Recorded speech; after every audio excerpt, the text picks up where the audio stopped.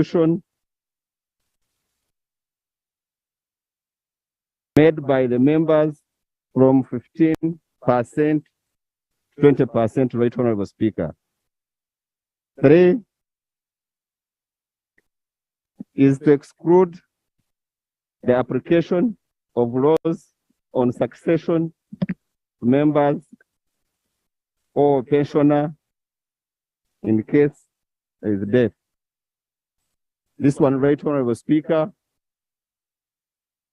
succession law does not respect the nomination of the members in case there is death. Right Honorable Speaker, D is to repeal the application of vesting scale in regard to the proportionate contributed by government towards members' benefit upon early retirement. Right Honorable Speaker and honorable members, whenever a member has contributed for some time and maybe he had a petition and he retires early, then the government will not add on their contribution if you don't finish the 5-year term. So this one will cure that challenge of the government contribution. Right Honorable Speaker and honorable members, make the clerk of parliament an ex-officio member of the board within no right to vote. Honorable members, we've been having audit queries because our clerk has been a secretary of the board and a board member. So he had the right to vote and also as a secretary of the board. We need this clerk on the board as our secretary, but it has been having an audit queries for doing 2 roles, having powers to vote at the same time to be the one that keeps our record. Honorable Speaker, provide the appointment and functions of the Chief Operations Manager and other staff of the scheme. This is to empower the board to appoint this team that runs our pension. G, permit benefits of untraceable members to be deposited on the reserve account of the scheme. Right Honorable Speaker, I must mention this before we discuss this bill, that some of you have not given us the proper data that we should base on to post your benefits. And in case of any problem, you find we don't have the details of some of you. Right Honorable Speaker, option of receiving pension rather than a lump sum payment in case where a member who is eligible for pension elects to do so. We want to give members the option, Right Honorable Speaker, even if you have served the 1 term, you can be a pensioner. So, but this is the option. But before this, whenever someone would lose elections in 1 term, then he just picks his lump sum and go away without remaining on pension or annuity. Honorable Speaker, to establish a post-retirement medical fund to which contributions are made, from which costs of medical benefit for members during retirement be met. Right Honorable Speaker and honorable members, empower Board of Trustees to determine and implement the investment policy of the scheme. For example, Right Honorable Speaker, most of our members are interested in getting loans from the scheme at a low interest rate, which we offer, but under UBRA law does not allow us to give all members. They just give us rights maybe to use 5% of the total fund or even now we have negotiated with them 7. So we want these powers that members, whoever wants money that he qualifies to have, and we know we can receive this payment from finance here, we can give them money rather than donating all our money to banks.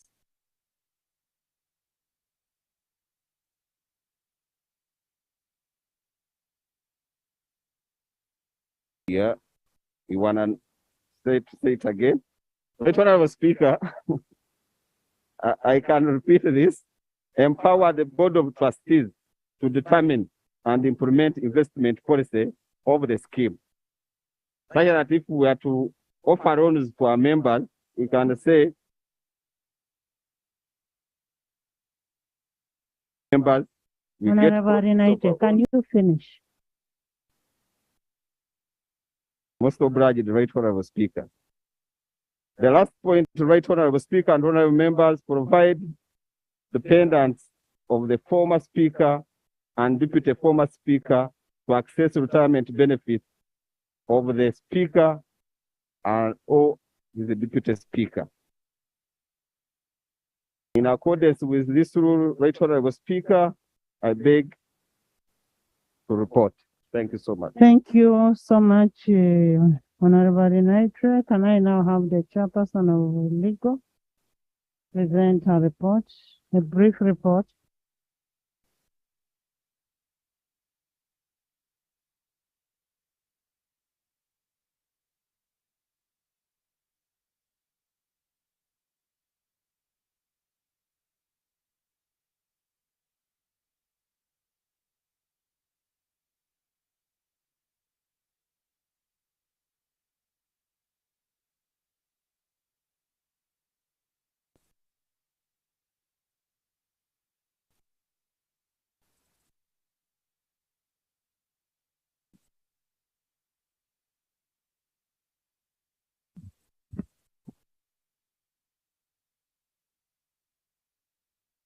Madam Speaker, and members of the House, I'm here on behalf of the Legal and Parliamentary Affairs Committee of Parliament. Please speak to the microphone. I'm not sure if Solomon is hearing you. I'm here on behalf of the Legal and Parliamentary Affairs Committee of Parliament to present this report on the Parliamentary Pensions Amendment Bill. Before I go ahead, I would like to thank all the members of my committee and to ask them to stand up for recognition. Yes, they did the hard work of what is in this report. You're not our member. Thank you very much, honorable members, because without you, we would not have this report. Permit me to lay on table the report of the committee and the minutes. I beg to lay, Madam Speaker. Please lay. I'm only going to read the clauses and the recommendations. The first one I begin with is on the removal. This is 5.1 at page 6 of our report. Removal of the recommendation of Uganda Medical Board on retirement of a member on health grounds and on utilization of a member or pensioner's pension or scheme credits for medical treatment. And our recommendation is that the committee has examined the above views and recommendations and recommends that clauses 4 and 7 be adopted. We further talk about that on page 14, where we recommend, based on the above, with to A, clause 4 to restrict the provisions to only pensioners, since the Parliamentary Commission caters for the medical needs of members of the scheme who are members of Parliament and staff of the Parliamentary Commission.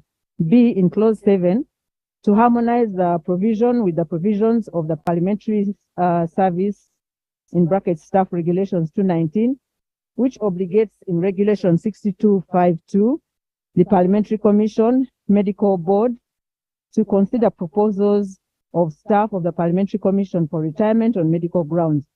The committee further recommends for the incorporation of the best practices contained in the National Social Security Act in accessing members' scheme credits midterm before he or she becomes eligible for retirement.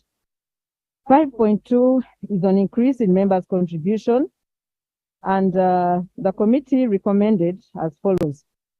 Clause 2 should be adopted as part of the bill with the following recommendations. A, the Parliamentary Commission should undertake to mitigate the loss of income that will be suffered by members arising from the increase in members' contributions. B, government contribution should be increased in light of the increase of the members' contribution. 5.3. Chair, there is a procedure matter. Thank you so much, Honorable Speaker. Honorable Speaker, I have read through the bill. It is our bill. That is the point.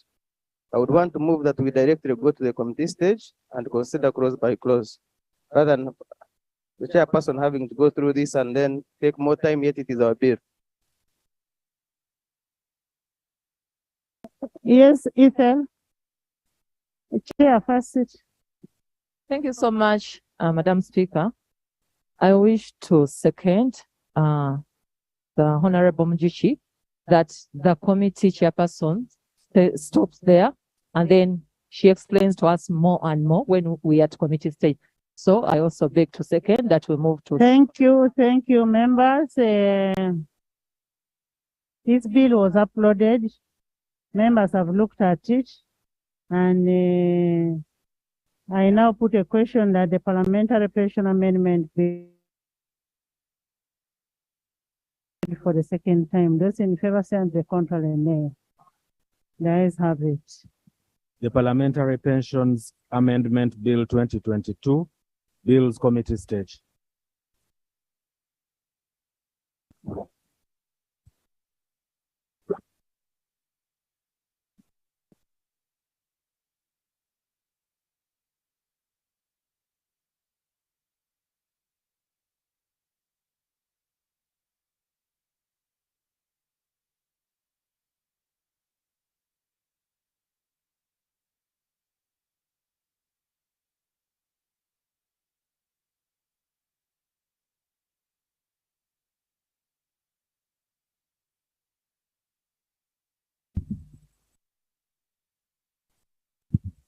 Clause 1. I put a, honorable members, we are at committee stage.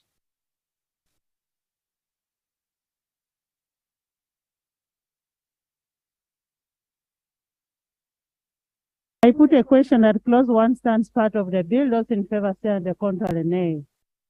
The ayes have it. Clause 2. Chair.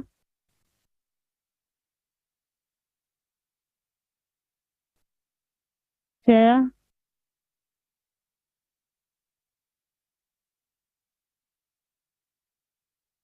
Amendment, Madam Speaker, before clause 2. Madam Chair, before clause 2. Before clause 2, Madam Chair. Honorable Baka, you're a member of the committee. You're not going to interrupt the chair. Yes, Madam Chair, I'm a member of the committee, but I'm moving under Rule 134, paragraph 5. Who had an issue that was not agreed to in the committee can bring that matter to the committee of the whole house. And that's why I rise up, Madam Chair. Did you attend the meeting today? I did. And there was a matter. Did you raise it in the meeting? I did. And there was a matter that was not agreed to. And when you go to Rule 134. Did you write a minority report? No. I don't have to write under that. In the circumstance that you did not write a minority report, that means you considered what the committee decided. Yeah, but you considered the majority. Madam Chair. And you signed the report? You did? I did. And I entirely agree with you. Madam Chair, under Honorable Baka? Under Rule 134. Honorable Baka? Yes. Can you sit down? What do you want? I invite you, Madam Chair, What do you to, want? I have a proposal to the Committee of the Whole House, such that the Committee of the Whole House can address it and either take it Under up which or drop clause? it. Can I proceed, Madam Chair? Under which clause? And between clause 1 and clause 2. So before we proceed to clause 2, I would beg that I move it.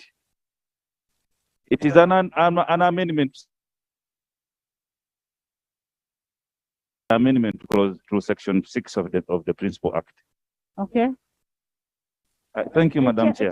Chair, let's give him the. Madam Chair, I move and appeal to this House to look at amendment to section 5 of the Principal Act, which defines the members that are prescribed for benefit under the Parliamentary Pensions Act.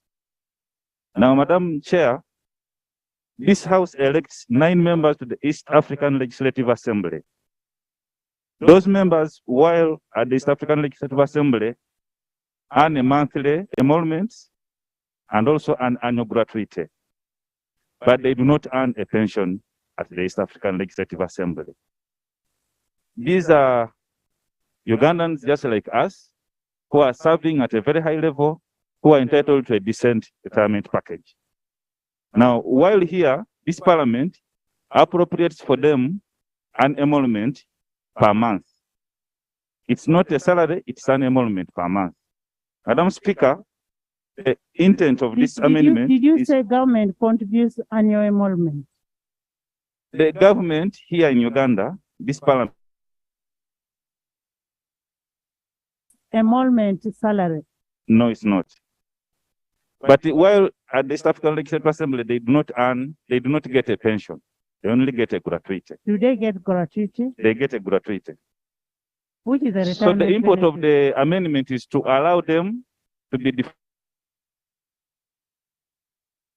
earn a pension at the end of their term of office.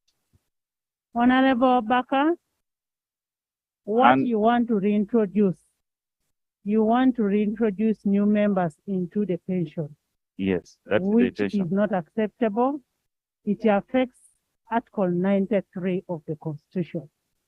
And the fact that it affects Article 93, that would have financial implications, and we are not going to reintroduce other members in the pension that is being paid for members of parliament locally.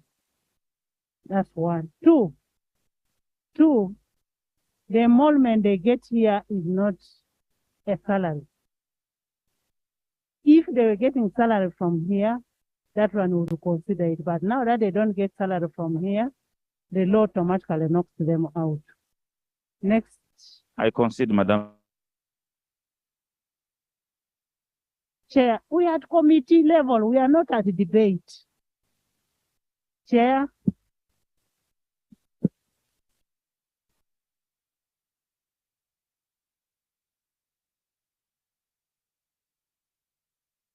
Clause 2, amendment of section 6 of the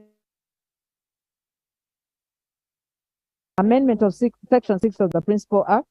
Section 6 of the Principal Act is amended A in subsection 1 by substituting for 15 the word 20, and in subsection 2 by substituting for 30 the word 40.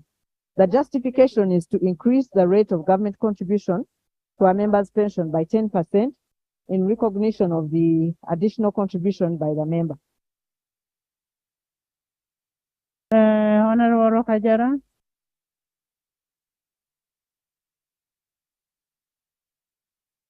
Are you in Honorable agreement? Speaker, I concede on that amendment. Minister.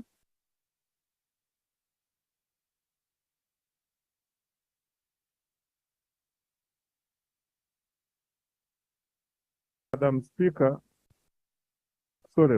Chair,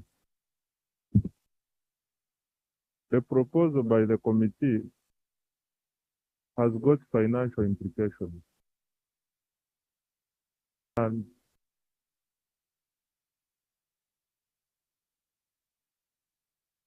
Madam Chair, the proposal being proposed by the committee has got financial implications. and I'm constrained to support it.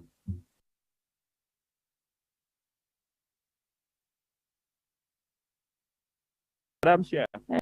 Nathan, Thank you very much, Madam. Thank you very much, Madam Chair. Madam Chair, I think the minister would be better to tell us what is the financial implication it is bringing. Because the issue we're raising is that a member has contributed his money, and that's the money he wants to benefit from. Now, it has no direct implication, maybe Minister of Finance, I don't know. What implication has it got? Because we need to understand before we can support you, Mr. Minister.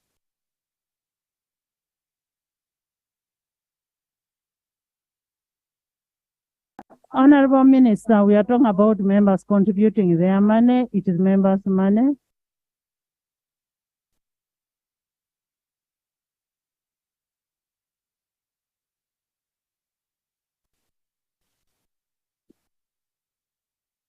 Madam Chair, the Minister of Finance under the Public Finance and Management Act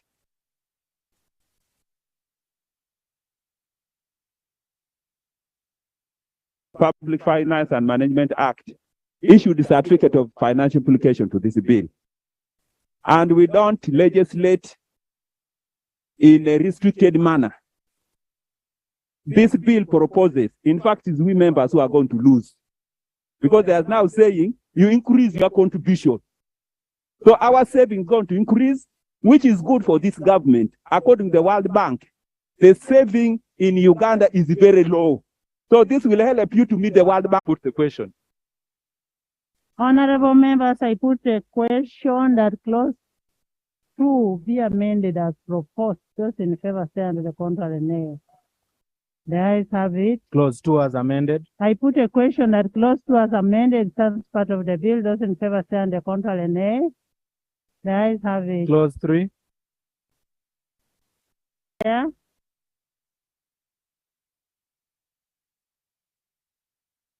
Clause 3, insertion of a new section 6A in the Principal Act. Clause 3 of the bill is amended in the proposed section 6A, 6 big A, and A in the proposed subsection 1 by substituting for the words parliamentary post-retirement medical fund established under section 17A of the Act, the word scheme. B in the proposed subsection 2 by substituting the words the parliamentary post-retirement medical fund, the word scheme. The justification is to remove the restriction proposed on voluntary contributions under the bill by allowing a member to make voluntary contributions to the scheme without restricting the utilization of those voluntary contributions. Honorable Rokajara. Honorable Minister, I hope you. Right, Honorable Chair, I concede to the amendment. You concede to the amendment, Honorable Minister.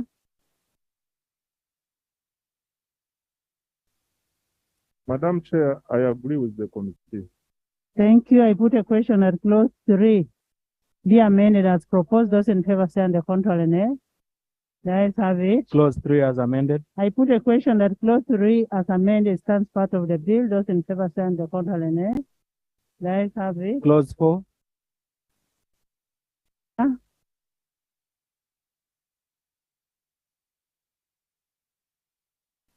Amendment.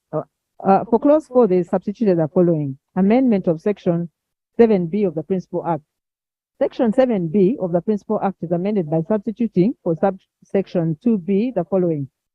2B, pay for medical treatment in respect of a pensioner on recommendation of a medical practitioner approved by the board. The justification is that, 1, the provision of medical treatment for members of the scheme is done by the Parliamentary Commission. This makes the proposals in the bill as well as section 7B2B of the Principal Act redundant. Secondly, to restrict the provision to only pensioners, since these are not provided medical treatment by the Commission. Honorable Rokajara. Honorable Chair, I agree with the committee. Honorable Minister. Madam Chair, I agree with the committee. I put a question that clause 4 be amended as proposed. Those in favor say on the contrary, nay.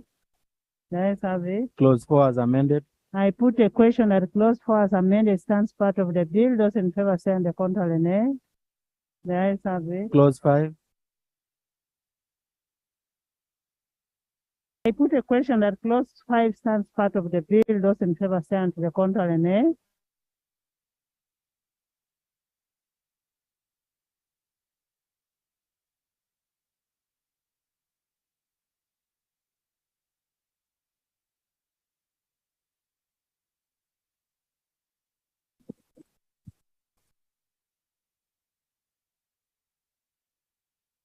I put a question that clause 5 stands part of the bill. Those in favor say on the contrary, nay.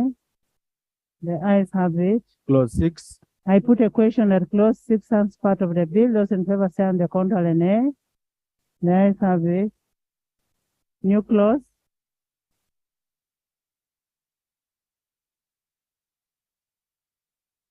Insertion of a new clause immediately after clause 6. The bill is amended by inserting immediately after clause 6 the following. Insertion of section 13A in the Principal Act. The Principal Act is amended by inserting immediately after section 13 the following. 13A, midterm access to benefits. 1. A member who has made contribution to the fund under section 6 shall be allowed midterm access to his or her benefits accrued from the contributions. 2. A member who is 45 years of age and above and who has made contributions to the fund for at least 10 years is eligible to midterm access of his or her benefits of a sum not exceeding 20%. 3. The board shall prescribe by statutory instrument the terms and conditions and procedure for accessing the accrued benefits under this section. 4. The statutory instrument under subsection 3 shall be laid before Parliament for approval. The justification is to incorporate a best practice in accessing members' credits by allowing a member to access his or her scheme credits midterm before he or she becomes eligible for pension. Thank you. Honorable Rafajara.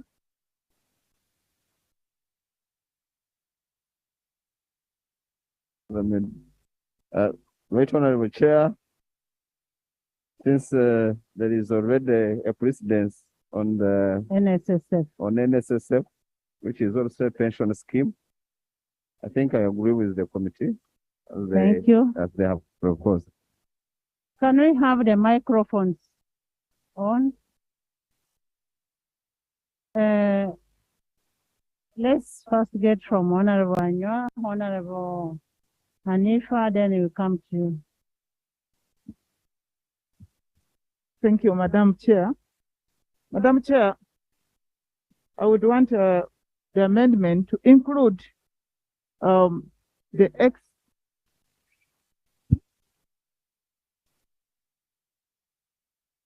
We can't hear. Madam Chair, I would want to move that the amendment should include not only the members who have retired, but even the ex-officials to be included. Because, right Honorable Chair, as per now, the ex-official cannot even access the savings, leave alone to say that they are not even allowed to borrow. So that one leaves them in dilemma if we don't include it. And I want to propose that it is also amended to include, because you cannot continue serving and saving to the scheme while you are not even allowed to access even a third of what you are saving, leave alone that you cannot even borrow from the scheme while you are saving to that scheme. That is very unfair. We would want that amendment to be included. Honorable Hanifa. Thank you so much, Right Honorable Speaker.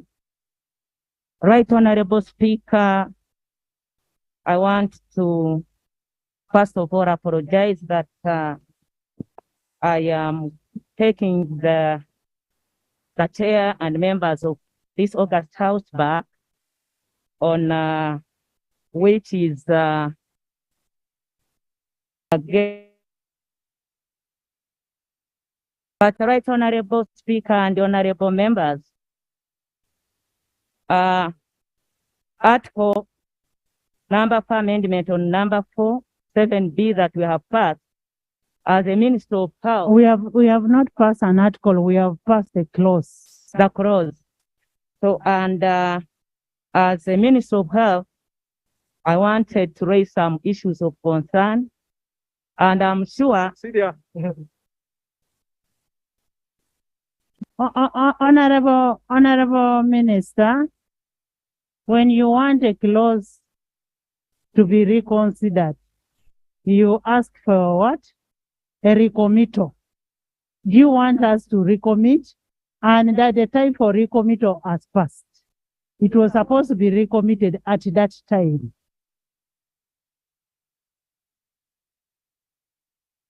Maybe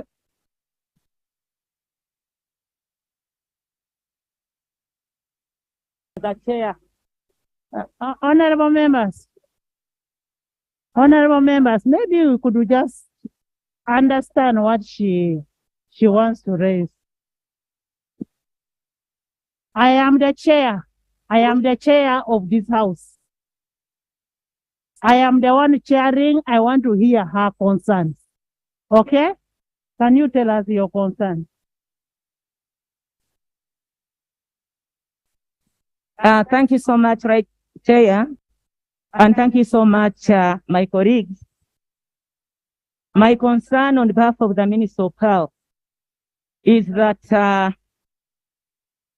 we do appreciate the spirit under which the substitution of the word medical practitioner to the words of medical board.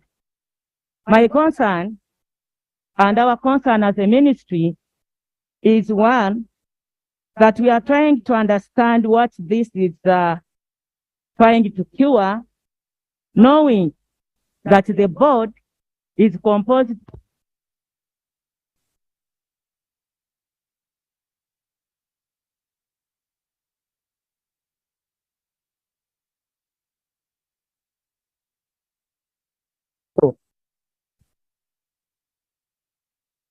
Chair, whereas an individual may be having expertise within one field.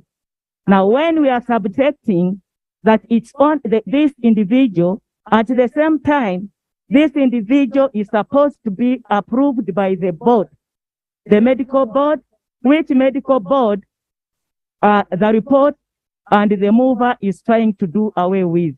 So our concern is that we would still appreciate that the medical board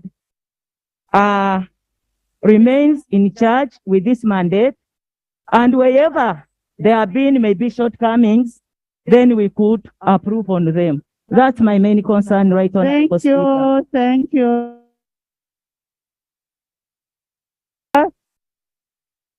Honorable members,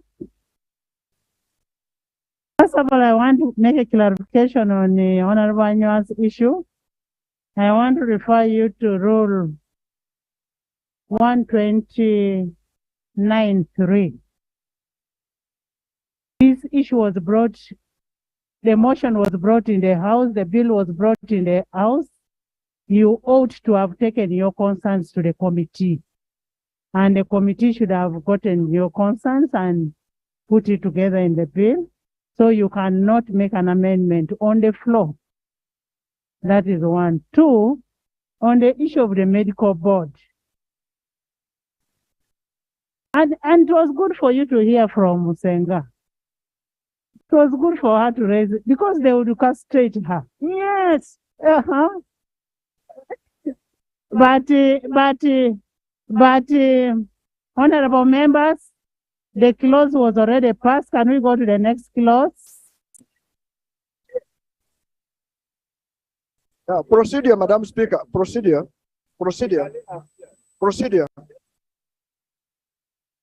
Madam Speaker. Chair, you had given me the time. Okay. Right Honorable Speaker. Right Honorable Speaker, I've attentively, Right Honorable Chair, I've attentively listened to the amendment of the committee. And I stand here On which clause? the one that allows midterm access. Your new term. Let's first finish her issue. Let's clear clear her fears. Right Honorable Speaker, I have listened to the Senga Ajatiani Pakaway. The issue of medical board. First of all, Right Honorable Speaker, this medical board rarely sits. In fact, they sit rarely. Number two, we had a scenario here, and the front bench is aware. The Honorable Moses Ali was about to die. In fact, it was Dr. Rugunda who was moving with the documents to get clearance. So, because of the challenges of the medical board, it can only be proper that we have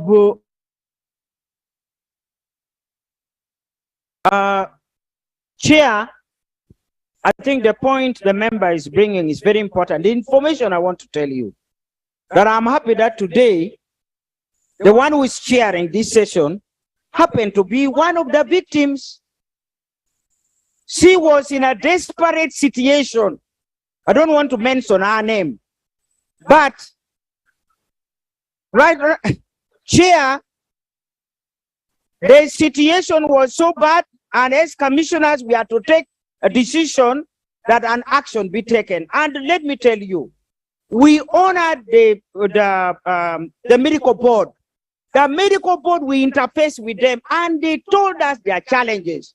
They said they would want to meet because that's a board of professionals. They don't have the funding. That's what they have told us.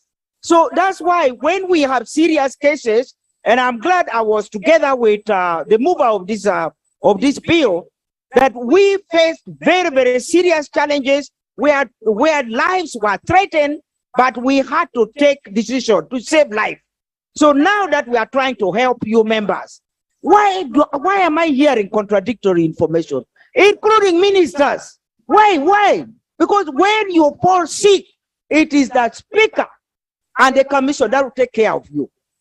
So we have to have a consensus on this. And I want to tell members that this is a bill that all of us are involved. All of us. We must look for any loophole and make sure we close it. Because when you get sick, you are helpless. It doesn't matter whether you know the president or you know the speaker, you die. So we have to make sure that our system protects us. I beg to clarify. So, Right Honorable Speaker, as I conclude. Honorable members, I want to. As I conclude, Right Honorable Speaker. She wants to concede.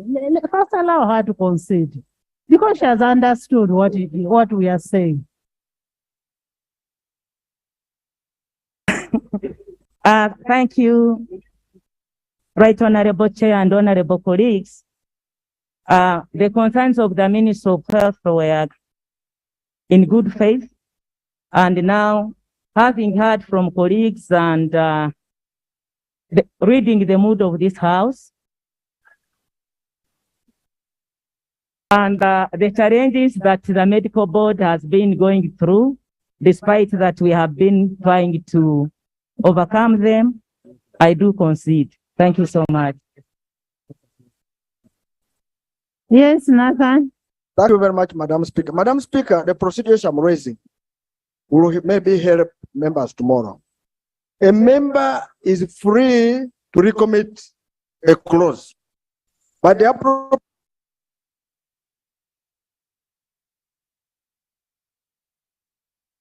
chair and go as the speaker of what? Recommitment.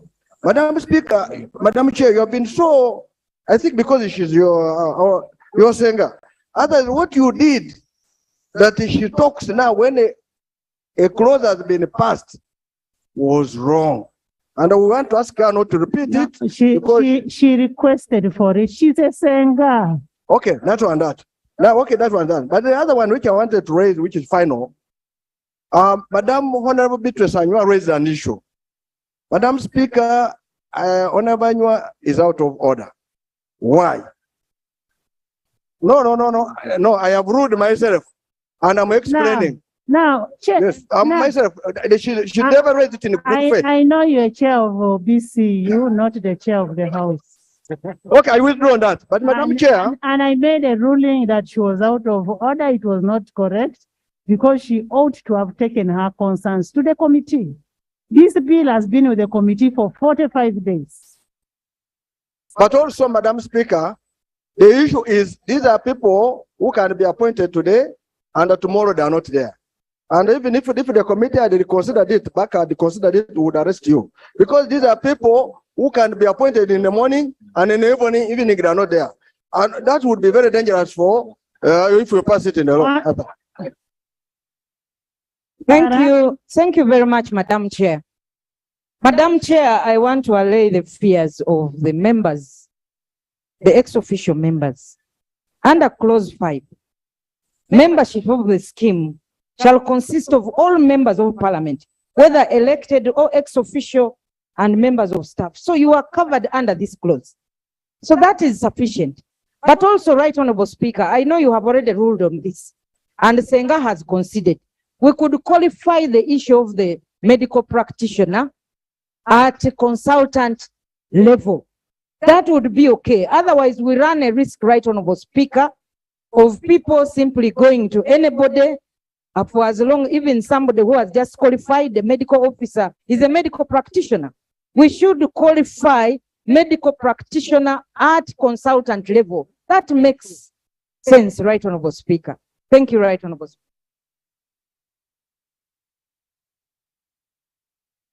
The new clause, upper clause. You finished. Your shadow representative. Chair, Yes, I hope you're on clause 6. yes, I'm on a new clause. Yeah. Right Honorable Speaker, and on this one, I want to beseech this House. And from the word go, I know it may not be a popular submission I'm going to make. But I know it's the right economics and it is right for members. Right Honorable Speaker, midterm access. Right Honorable Speaker, I know there is an argument to be consistent with the NSSF Act because it was already passed. But much as the NSSF Act was passed, we had a fundamental objection, but it was under COVID and we were constrained to legislate on it. Now, midterm access defeats the global standards of social support system.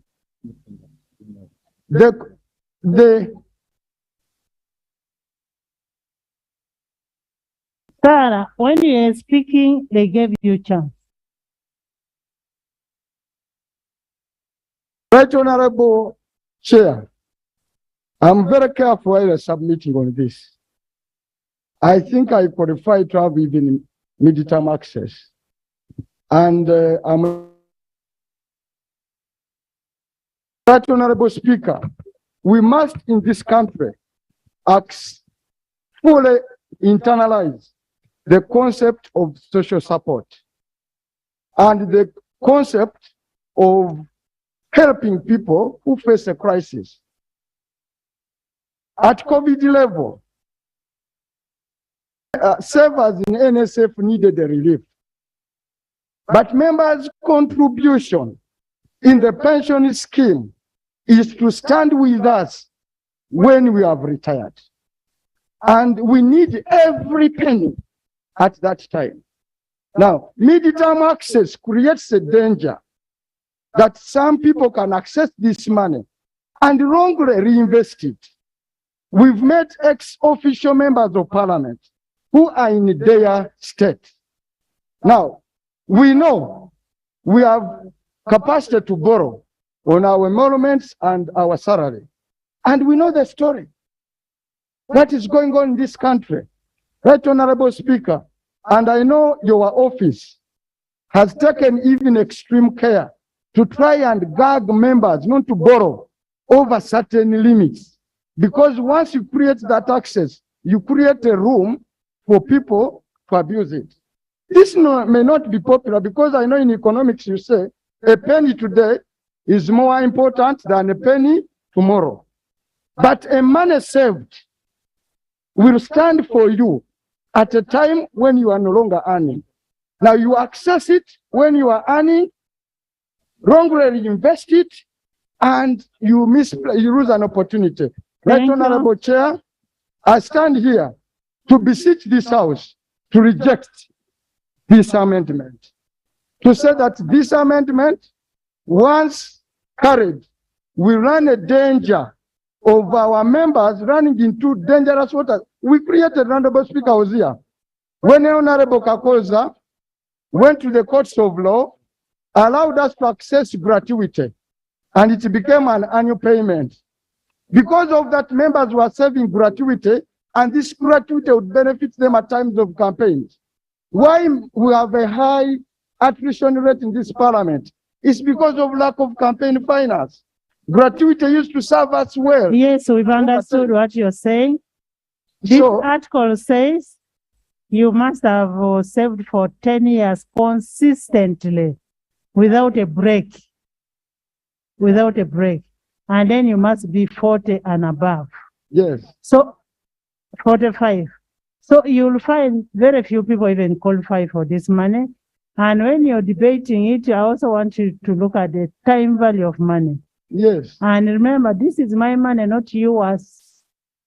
Yes, Chair. Avuru. Yes, you made your point. We shall put a question. Ajat, I'm coming. Thank you, Right Honorable Chair. Right Honorable Chair, I want to start from where you have stopped. Honorable Chibumbi studied the same economics I did. We went to the same school. And he definitely knows that time value of money matters.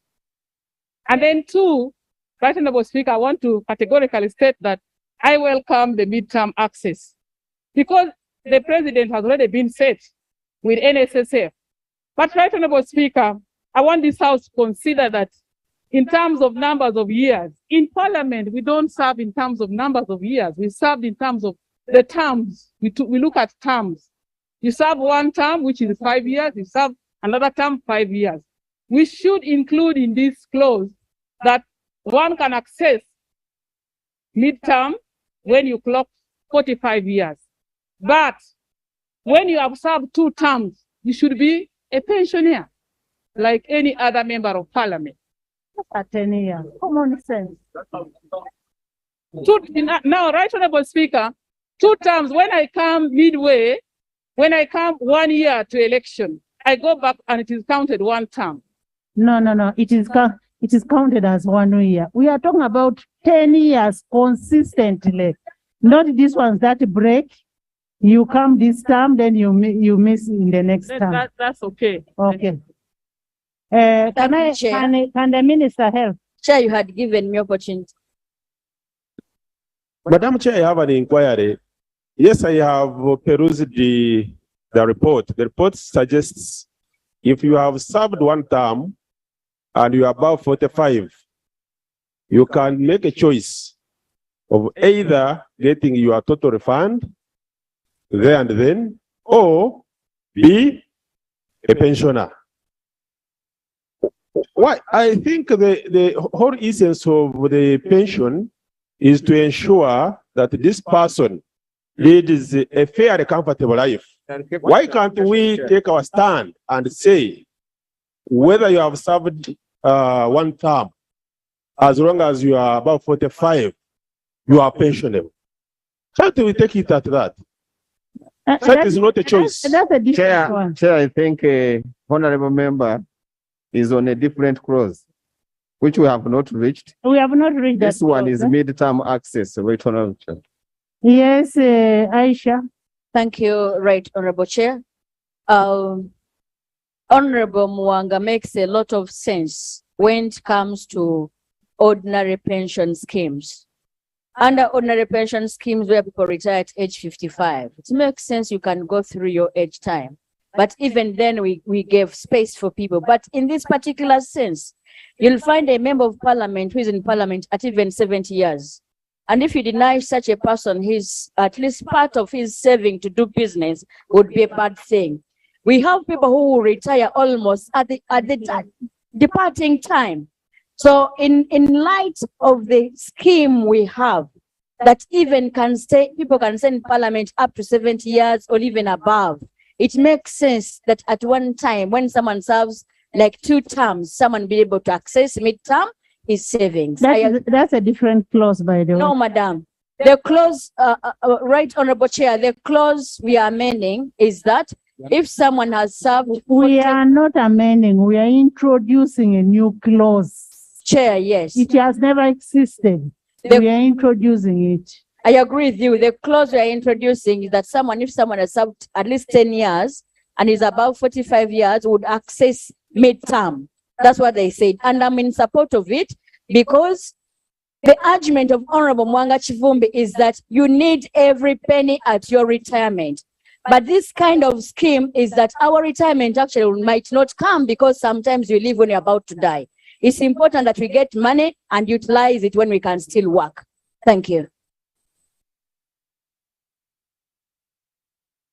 Want to make a clarification? Madam Speaker, I want to thank the mover of this motion, this bill. Madam Speaker, I want to give members the genesis of the Parliament pension scheme. This scheme came after members realizing that our colleagues, when they leave Parliament, they live in a desperate situation. So we had to provide for some social security fund for members of Parliament who leave Parliament before they are ready. And that's why when this bill was introduced, Parliament had elaborate discussions with the President. And the President accepted that government would pay a half. When you contribute 15%, government would pay 30%. That is to help members who leave Parliament after service. And when decently, and they live a decent life. Now I'm talking about mid-term access to your fund. This means that a member of Parliament is accessing that fund when the member of Parliament is still serving. And you are still earning. And now you want to get access to your fund when you are still earning. And most members of Parliament... Honorable Kotogong, what you're raising is in the report. And everybody has understood. And we know what we are legislating on. I thought you were going to bring an amendment on the midterm access. And we put a question. Now that you're not bringing amendment, so can I have Nandala? Thank you very much, Madam Chair. Madam Chair, must be of voting age and under 6 level.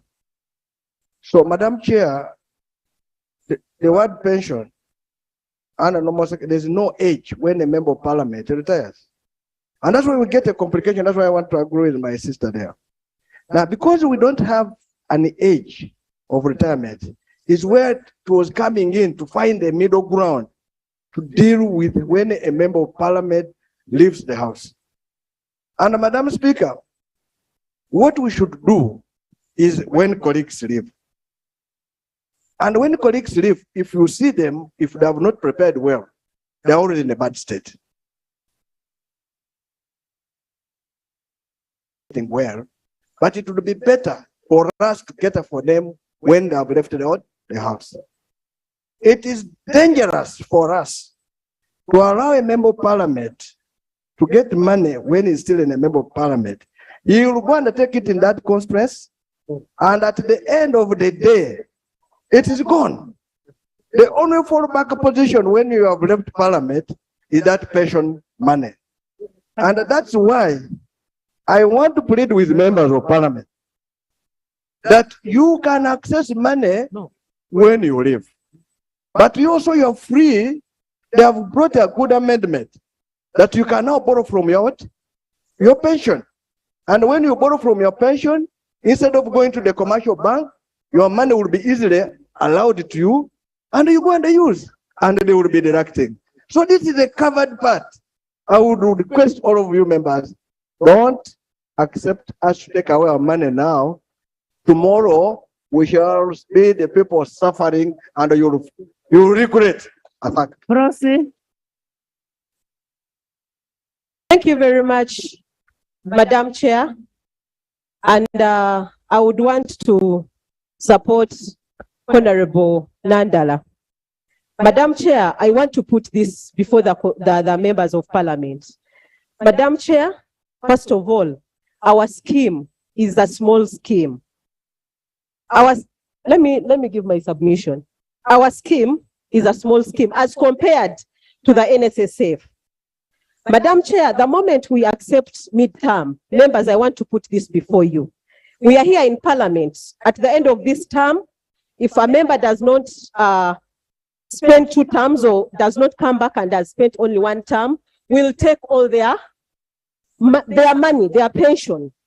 Now, and remember, as we have been studying and looking at this pension scheme, they were telling us the effect that it causes to that scheme when members withdraw all their pension after 5 years. Now you're giving another opportunity for members after another 10 years now to also come and again request for some money. And that also is another another loophole that we are causing. And therefore this affects it will affect on your investments return. Profit, is that your money or members' money? Right, Honorable, this is members' money. But in the long run, Right Honorable, it affects them. Can I hear from the minister? Let the minister first. Thank you, Madam Chair. Madam Chair, I want to beg the indulgence of colleagues. Madam Chair, the matter at hand is on midterm access.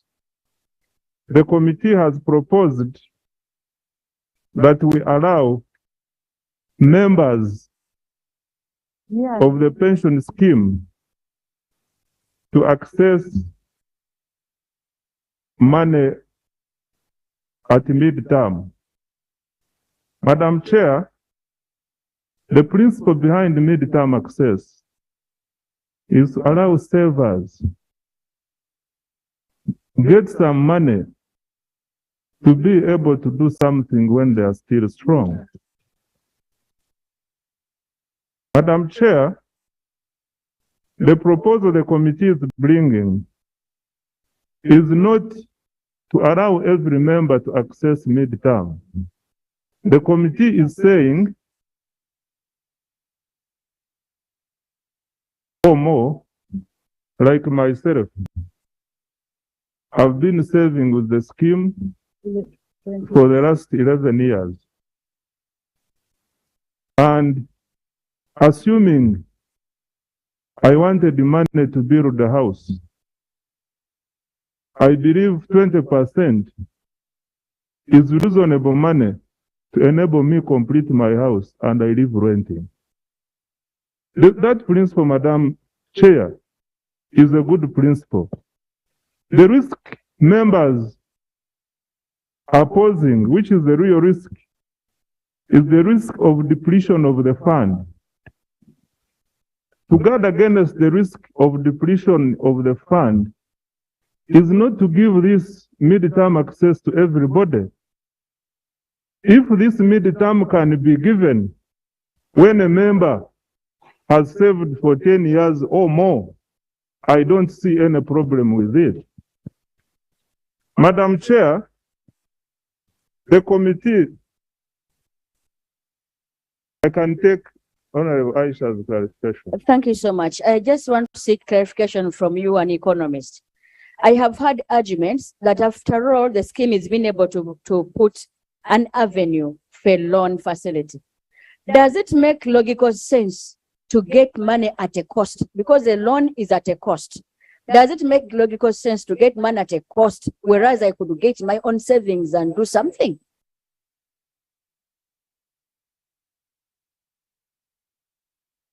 The principle behind the pension is that you save to a fund, This fund invests the money, makes income, and pays you benefits upon retirement.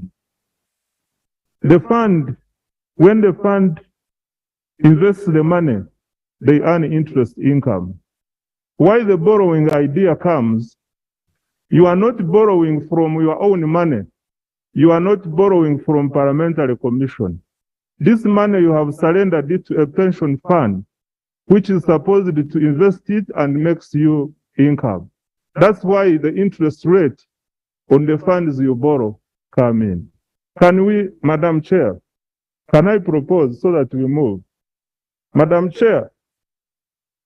Okay.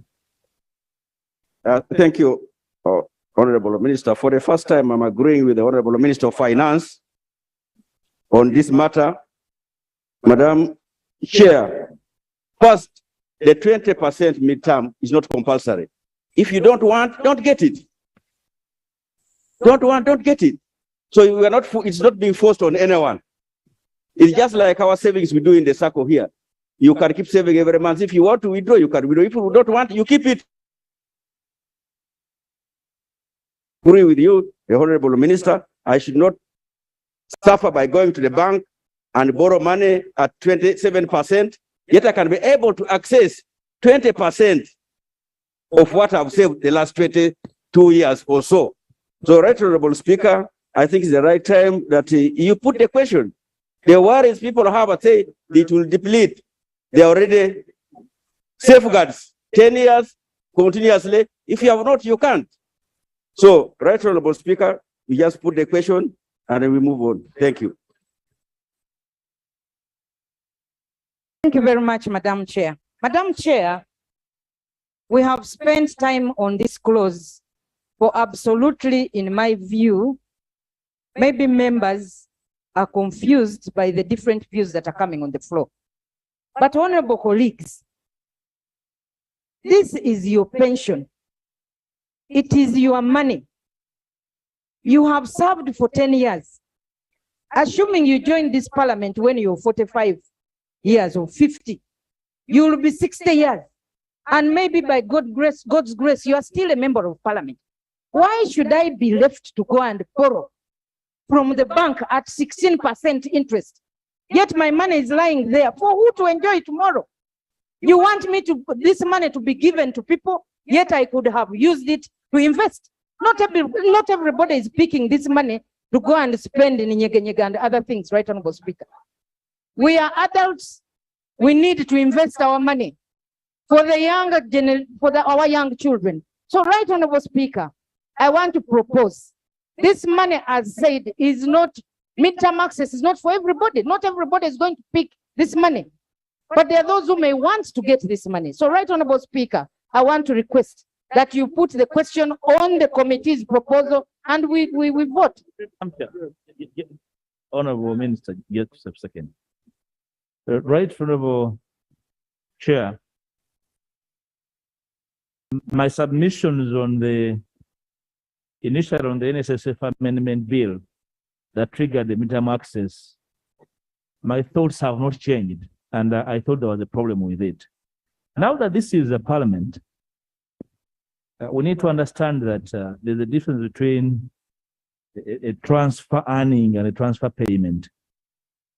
And for a pension per se is not an earning, it's not income. And that we need to understand unequivocally. Secondly, and the reason why it's not taxed, I don't speak. Secondly, members need to appreciate that, for example, the borrowing component is already catered for before even the amendment. Members can borrow upon their pension. So that is catered for regardless. My view, Right Honorable Chair, that this is about members. And this being a committee amendment, would it be fatal if we stood over it? You know, see, dying today and dying tomorrow are all death. But making dying a shameful death is a bad death. Would it be okay, Right Honorable Chair, if members give themselves a night's sleep over this amendment and come tomorrow and first thing and we move it. It's about them. Honorable members, Yes, it's about members. Madam Chair, Honorable members, Madam Chair, it's about members. And what we are saying, get the 20%. Don't get it. Let's die now a shameful death for now. I put a question that the proposed new clause be inserted as proposed. Those in favor say and the contrary nay. The ayes have it. Clause 7. Chair. Clause 7.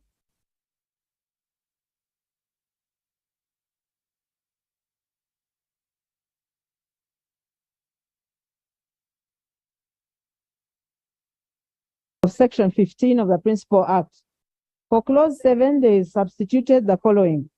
Amendment of Section 15 of the Principal Act. Section 15 of the Principal Act is amended by substituting for the words medical board.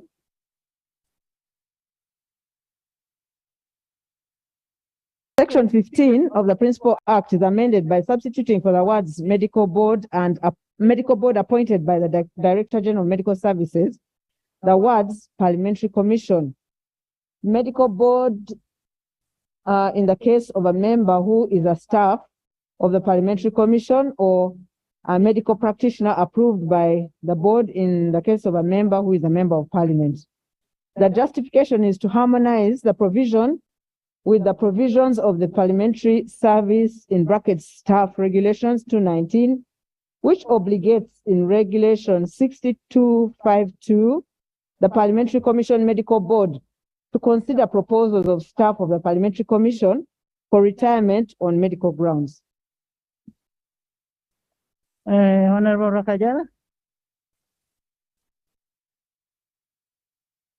Honorable Chair, as the regulations of the Parliament is different from ours of members of Parliament, so I concede when I went through and explained, I think we can concede with the committee. Minister. Madam Chair, I agree with the committee. I put a question that clause 7 be amended as proposed. Those in favor say and contrary nay. The ayes have it. Clause 7 as amended. I put a question that clause 7 as amended stands part of the bill. Those in favor say and contrary nay. The ayes have it. Clause 8. Clause 8. Clause 8. Substitution of Section 16 and 16A of the Principal Act. Clause 8 of the bill is amended in the proposed Section 16 by substituting for the proposed subsection 3 and for the following. 3, where a member or pensioner does not nominate a beneficiary under subsection 2, the board shall, A, in the case of a member, refund the member's scheme credits to a person who has obtained letters of administration or probate over the estate of the deceased member for benefit of the member's beneficiaries under the estate. And B, in the case of a pensioner, pay the pensioner's benefits under the scheme to a person who has obtained letters of administration or probate over the estate of the deceased pensioner for the benefit of the beneficiaries of the pensioner. 4, where a person nominated under subsection 2 predeceases the member or pensioner, or for any reason, the nominated person cannot take the members or pensions, this should be pensioners, or pensioners' benefits or scheme credits, respectively. The members' scheme credits or pensioners' benefits, or any part thereof that cannot be taken by the nominated member, shall be distributed as if the member or pensioner did not nominate a beneficiary. The justification is 1, to remove the proposal in the bill allowing the board to distribute the benefits or scheme credits of a deceased pensioner member, since it can be abused, and instead apply the provisions of the Succession Act by requiring that the members' scheme credits or pensioners' benefits are made available to a person to whom letters of administration or probate have been granted for distribution to the beneficiaries of the deceased pensioner or member under his or her estate. Then 2, to make provision for the distribution of a member's scheme credits or pensioner's benefits in circumstances where the beneficiary predeceases the pensioner or member. Honorable Rakajara. Right Honorable Chair, I request this House to maintain the proposal as it was, because we believe everybody should nominate the beneficiaries. Under UBRA law, it is very clear pension is not part of the estate of the contributor or pensioner. So I suggest that we should have nominated beneficiaries rather than someone going and get letters of administration and then he starts taking it. But also, these letters of administration can take even 10 years when there is no one benefiting. So I suggest, Right Honorable Chair and members, that the clause be maintained as it is. Yes, Minister. Madam Chair, best practice in pension management separates pension from estates of the deceased, and they are managed under the rules set by the regulator. Madam Chair, what the committee is proposing, they are tending to take us to manage pension as if we are managing the deceased estate.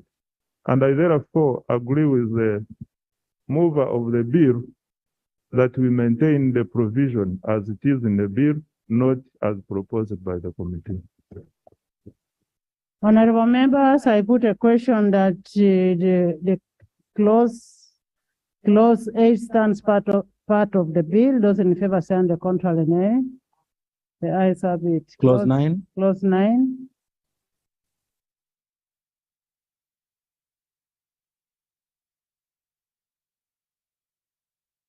Clause 9 of the bill is amended by inserting immediately after the proposed subsection 2 the following.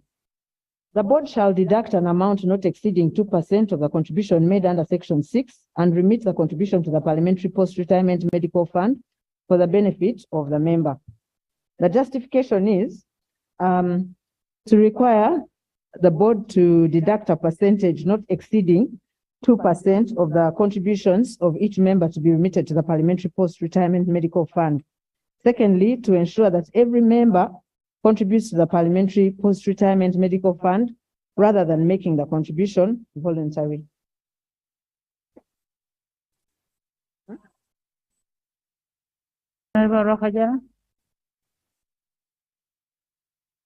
Can I hear once again, Madam Chair?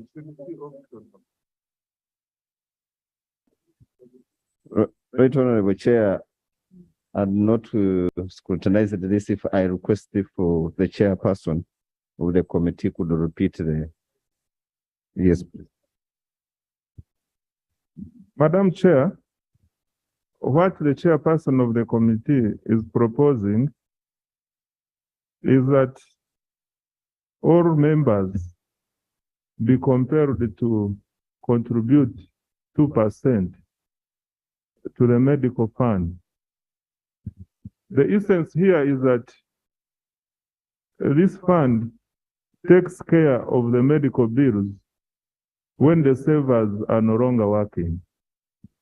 Ideally, it adopts the principle of insurance. I have a different view. Is that we make this voluntary. Whoever wants to benefit from it contributes to this fund.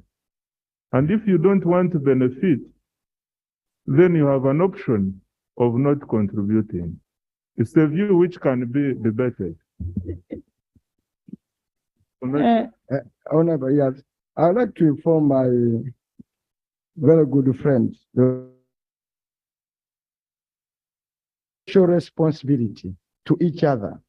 in times of need should be met when you have to. You see, we have an obligation to care for each other. It cannot be optional. Honorable Chivumbi has persuaded me to believe that we should adopt the principle of subsidizing each other the same way insurance works, and therefore concede and agree with the. So are you supporting the clause? Yes. Are you in agreement? Yes. I put a question that clause 9 be amended as proposed. Those in favor say on the contrary, nay. There is have it. Clause 9 as I put amended. a question that clause 9 as amended stands part of the bill. Those in favor say on the contrary, nay. You can't even say aye.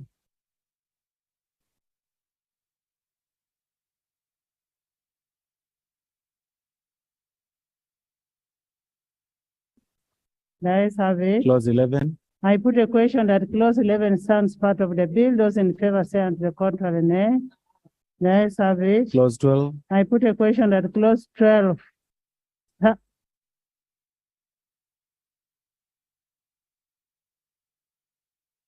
The bill talks about the appointment of the Chief Operations Manager. Right Honorable Chair, the issue of management of pension must attract all our attention. It is dangerous that we should leave it open for any person, however excellent that person could be in terms of management, to be a permanent performer in the pension. So I think, to be fair, and for us to be given opportunity to source for the best team of management, we should talk of 5 years renewable once. 5 years renewable once. That's the practice. And I would also like to propose that the years should not be, maybe 5 years would be too much, maybe 4 years, but renewable once. And that's the practice in all corporate governance. Thank you. I also want you to appreciate that once you have somebody stay there for long, that will lead to misuse of people's money. That is the savers' money. So we need to have term limits. Why would you remove term limits? Why? It is not politics like where we have removed the term limits here. But this is people, these are the savers' money. Yes, the same way. Thank you, Madam Chair. I'm trying to understand why we're running away from pension fund managers to an individual who an operation who is going to be subject to the board. Why don't we deal with? There will be an abuse if we get out of that. There will be an abuse, really. What I'm looking at, Madam Speaker, instead of appointing an individual to run the fund under the supervision of the board, why don't we why don't we leave it to fund managers who are regulated by the Insurance Regulatory Authority and other agencies? An individual can do anything at any time, especially if he's under the supervision of the board. My suggestion to Parliament or members would pass. Thank you, honorable colleague, for giving way. This does not recommend to do away with fund managers. Fund managers do a different role. Once the money is collected, it's sent to fund managers. But you need an administrator of the fund, and that's the person we are talking about. These are two different things. Having said that, Madam, whereas I support the issue of term limit, there should be a term limit, renewable. But when you say not more than 2 terms, you are like restricting it. Sometimes you could have a very good performer and you throw away this person. We could say renewable. They can renew it as long as the person is working well. Thank you for the information. Now, can I seek clarification from the honorable colleague, the fund of the bill? How is it being handled now? I'm seeking clarification. Wait a minute. You gave me information. I'm seeking clarification. Then I can make my argument. Thank you. Being a member does not give you rights to I am a board member. Please. I give information as a board member. And I'm telling you, fund managers are different from administrators of the fund.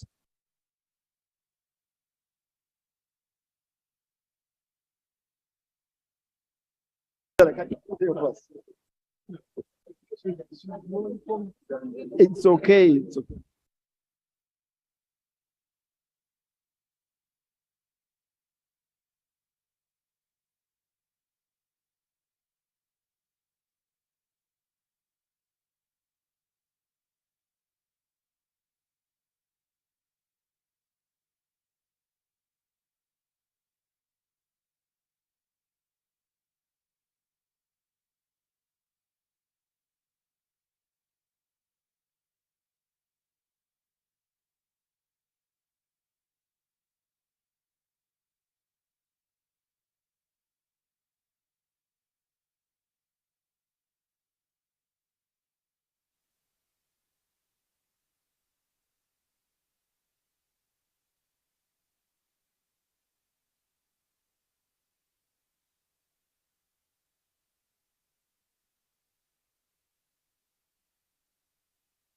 Chair, the issue of corporate governance and succession planning are cousins. There is no way you are going to discuss corporate governance without the concept of term limits, especially for a very important entity like this one. So the proposal of having term limits becomes very central in corporate governance. I want to agree with proposals that should be 4 years, renewable once, as an aspect of corporate governance.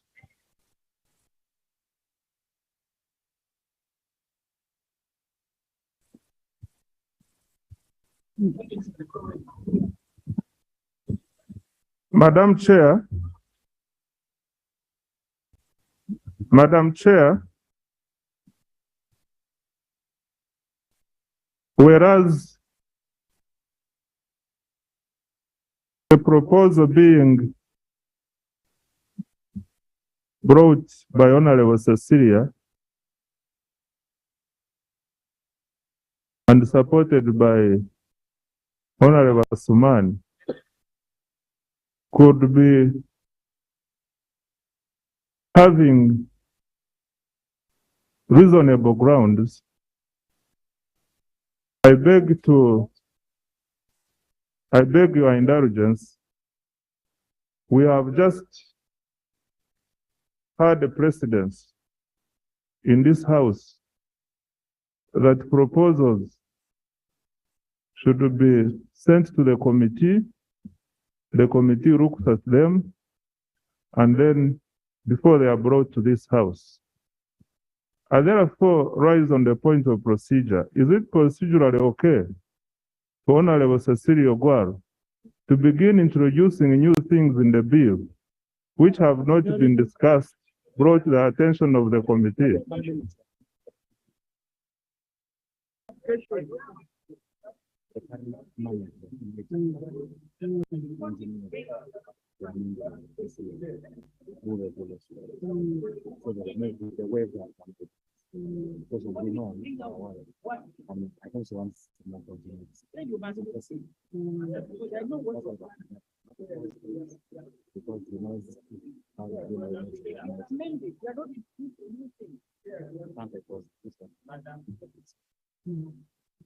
Protection 19 Nightingale. Yes, don't protect.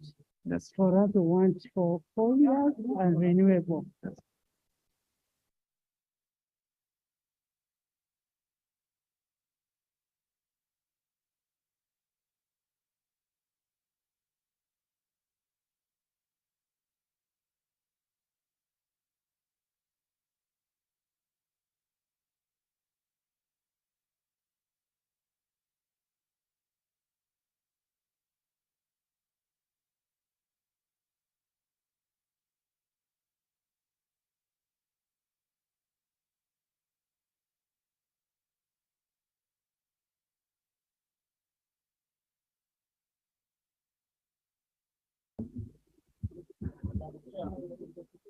Just hold on, I want an amendment. Chair, I first want to give information. Give me the amendment. Chair, I move a motion to amend clause 12. 12 Clause 12. to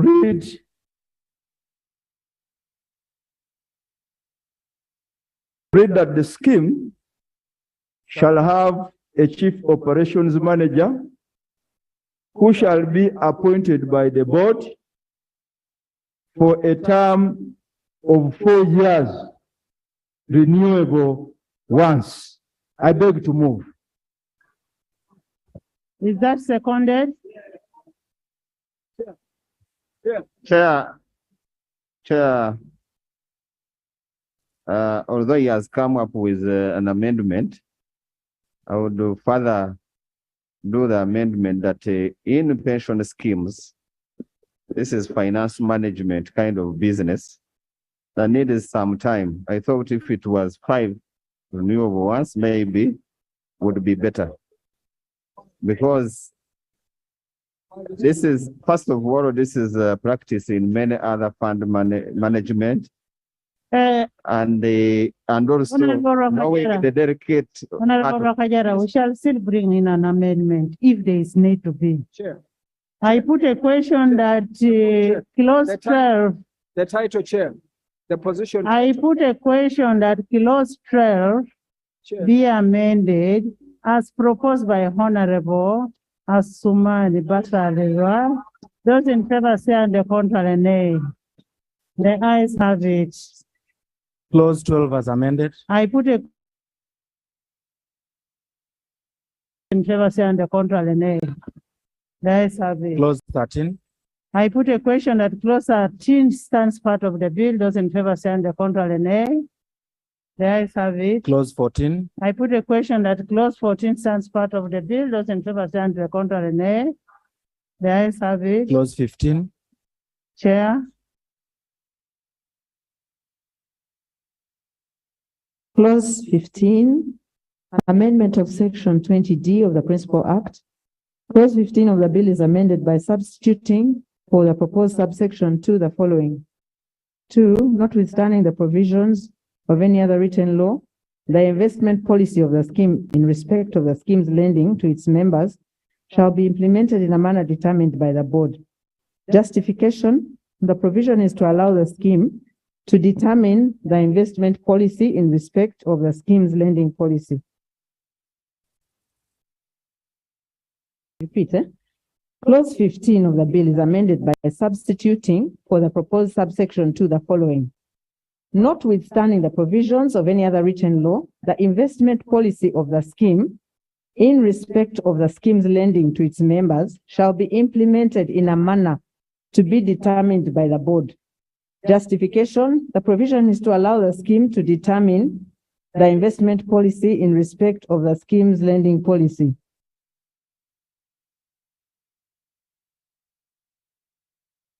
Lending policy.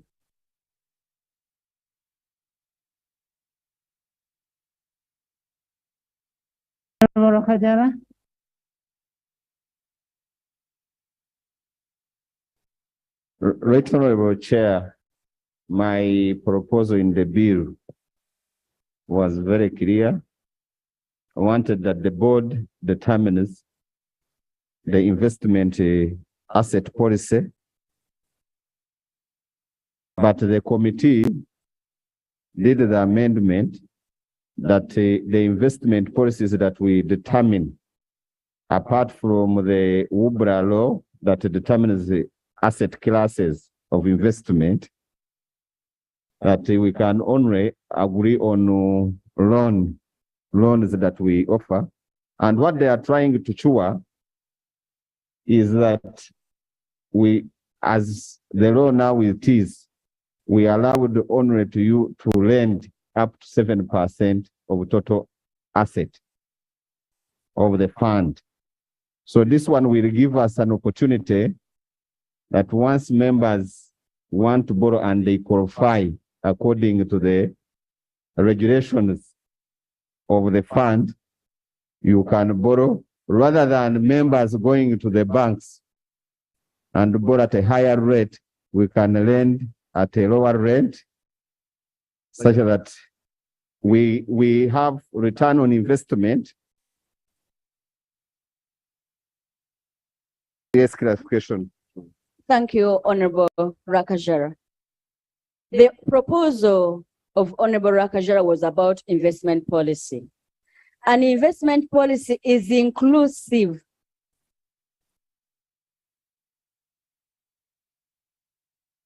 Honorable member. Yes, Madam Chair, let me provide this information. Investment policy is inclusive of the loan portfolio, loan as an investment class. Now, when we separate loans are loan, it is like we are taking away the rights of the board to determine on other asset allocation.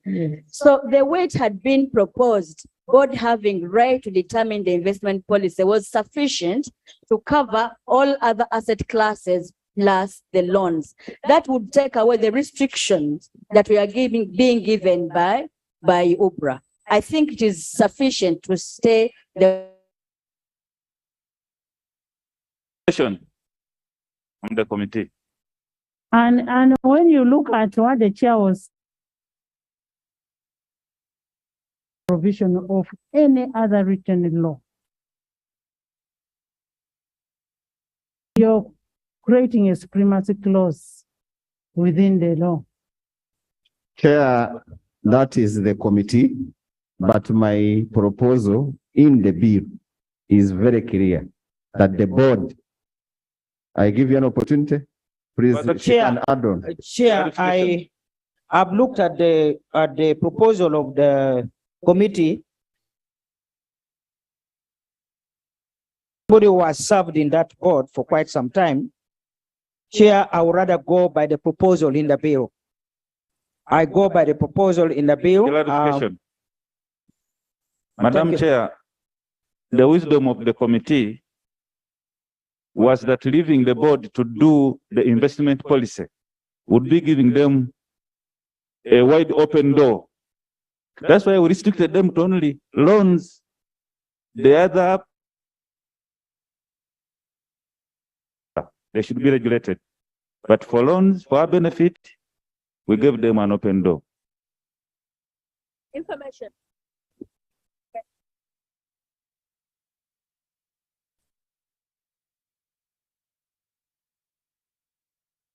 But Chair, I don't understand. Why do we want to surrender our thing to UBRA, who is a stranger in this scheme? So instead, we should subject it now to the commission. If you want an overseer. Order. Honorable members, you're giving the board too much powers. You're risking members' money. Why don't you have the law as it was? Information, Chair. Further information. Madam Chair. Madam Chair. Madam Chair. Thank you, Madam Chair. Madam Chair, I am uncomfortable with both the committee proposal and the provision in the bill, on grounds that we are really extending this risk so much. We are tending now giving powers to the board to act as if it is a financial institution. Madam Chair, I beg to propose that clause 15 be deleted. Yes, Chair, I think we are being very unfair to ourselves. There is no powers that you are giving to the board beyond the powers they have. The only sure, these banks, when they were formulating the law of UBRA, they knew that some schemes can have powers to control their money and run themselves. And when you see, Right Honorable Chair, our members, when they reach here, when the term is starting, they run to different banks. We are allowed to lend up to 7% of the total asset. And members, that money cannot be enough for our members. They go and borrow at a higher rate of 18 and 17 and 20 from the bank. When they borrow, the money here is very easy. What we are trying to chew here, nobody can default. It is a return on investment of your own money when you borrow in the scheme.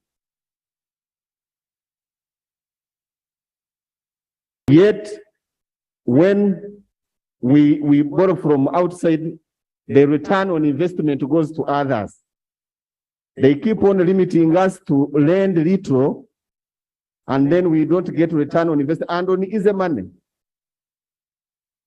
Chair and members, I still have power as a board member, as a chair of the board, to invest in equity in Kenya, which you are not considering, which is more risky that you can lose your money there without knowing. But here is clean money that I will invest and get return without hassle and boost your scheme. And post returns. Honorable Rosajara. Yes. When you look at clause 18 of the section 18 of the Principal Act on the powers of the board, where it says to invest any monies forming part of the scheme as it deems fit. Do you have any problem with that? No, I am still. Do you have any problem with that? Assuming we have that, two, where you're saying, notwithstanding any provisions of the law, of the written law, because this is a supremacy clause. Once you leave it, it overrides all the clauses, all the laws of the land. Chair, what they were trying to chew is the other law of UBRA that says all schemes, UBRA will determine class assets. Treasury bills, 70%. Equity, 20. This, 10.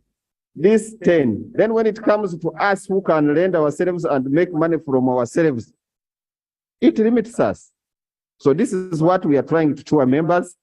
When we are debating, see how we can have that opening on our own money that we can lend ourselves and have returns on investment at even lower interest rate. Chair, information, further information. Madam Chair. Thank you, Madam Chair. Madam Chair, the minister is over debating. Let the minister have a seat and we have input. Minister had time to discuss with the committee. Thank you, Madam Chair. Madam Chair, UBRA was established by this same parliament, and we gave it powers to oversee operations of schemes. Our scheme is not exceptional from other schemes.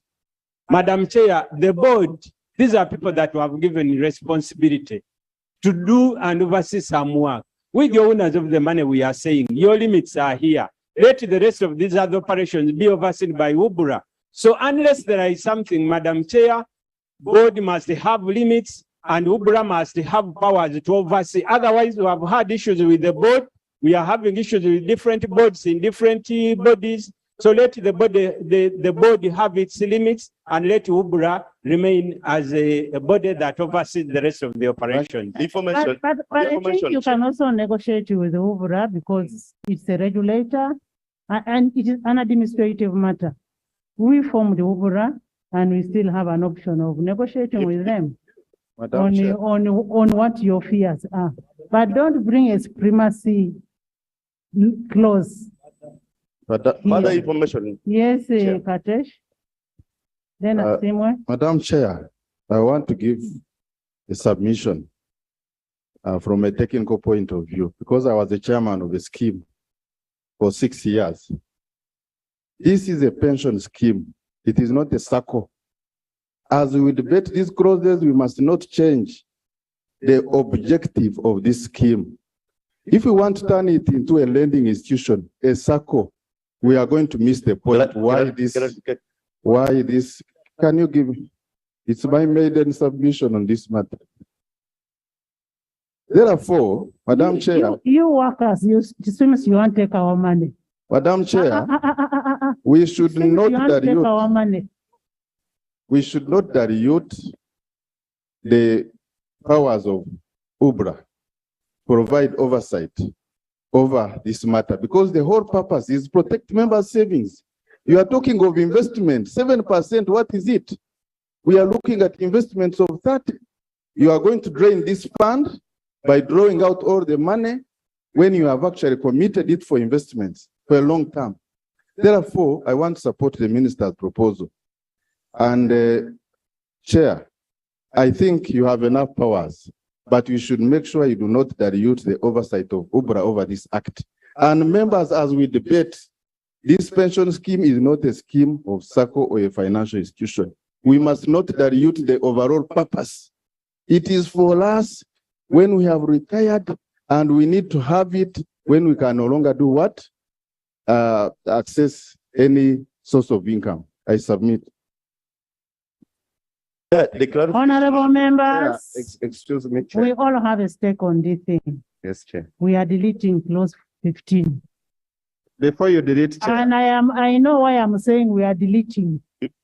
Before you delete, Chair, give an opportunity to other people to present. I want. I want I'm you to rising. know that I know what is moving around. I want you to know that I'm a chairperson of the parliamentary commission. Protect members' money. I'm rising from the issue of UBRA, where we have been battling over and over with the Honourable Minister on workers' money. And we looked like as if we had specific interest when we did not have. Today, what we have done to that law is not what would be the wish of Minister of Finance today. The issue which you are talking about, Madam Chair, is only restricted on lending on salaries. We are saying people can borrow this money instead of going out. That's the only power we are providing. Why? The UBRA has given 7%. 7% cannot accommodate loans of all these people. And that's the point you colleagues, you are missing. We want to get money at a low rate. For us to get it, we need that rider to be included in the law. Otherwise, if you leave it, UBRA will still say, lend only up to 7%. And how many are we? We are 500 people. Why are you people punishing us to go to the bank and we suffer with 20%? And you know very well, Madam Chair, that UBRA is an agent of those banks. They don't want us to enjoy a facility of low interest. They benefit from there as individuals. So that's the protection we are trying to create. Only on lending. Honorable members, Sir. What you're trying to do, you're blackmailing. UBRA is not here to be heard. The rules in this house is you don't speak about somebody or an institution that is not here to defend himself or himself. So don't blackmail UBRA. What we are trying to do is to protect the members' money. And Thank you, Madam Chair. okay, let me first hear from the shadow finance. Right, Honorable Speaker. Maybe we read for them. Let's read the other provision which they are tampering with. It may arrest our fears. Because, right, Honorable colleagues, this is what they say, investment. 1, the scheme shall have an investment policy approved by the board. 2, all monies in the fund, including the reserve account, which are not for the time being required to be applied for the purpose of the fund, shall be invested in such assets as may be determined by the board. For heaven's sake, why do you want to tamper with that? Thank you so much. as I maybe agree with members, but I want to make this statement that first of all, we brought this proposal without any personal interest. Number two, you know between me and you that the only investment that has no, which is risk-free is lending members of parliament. If you are denying that, then there is a problem. Number two, what the Honorable Katesh was saying, yes. The board has powers to decide to lend members. That's administrative. Right Honorable Chair, what I'm saying, I can only lend members to 7%. That is the UBRA law. And I have fiduciary responsibility to invest members' money. Can negotiate in way, with the UBRA. Still it will be begging. No. Right, Honorable Speaker, I was giving You rather beg when the members' money is safe. Right, Honorable Speaker, honorable colleagues, some of these deterrent efforts are meant to protect abuse and excess. It will be wrong for us to remove a caveat that protects members' money.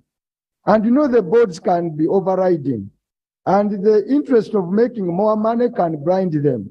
So the only protection we have is we cushion them.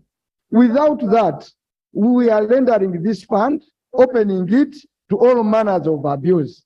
Right, Honorable Speaker, with that, I beg.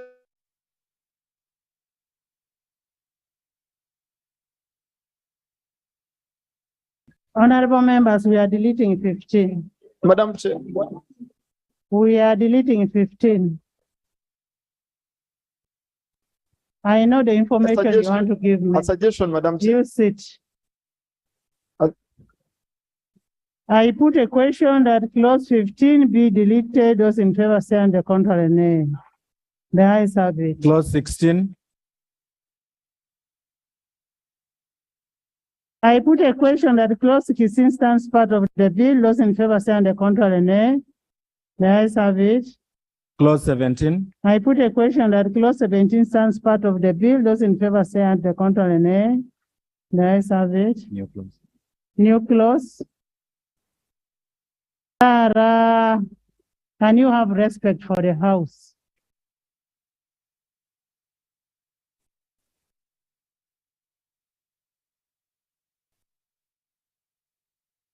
Can we have the new clause?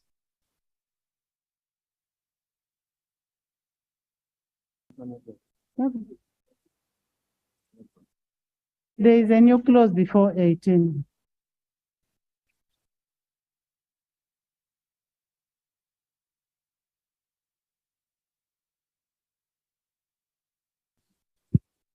Insertion of new clause immediately after 17. The bill is amended by inserting immediately after clause 17 the following. Amendment of section 28 of the Principal Act. Section 28 of the Principal Act is amended in subsection 5 by deleting the words provided government does not make a contribution. Justification, the amendments proposed to section 28 are intended to remove words that make the provision ambiguous, since the spirit of the provision is to allow a former speaker or deputy speaker to rejoin the scheme after retiring from the office of speaker or deputy speaker.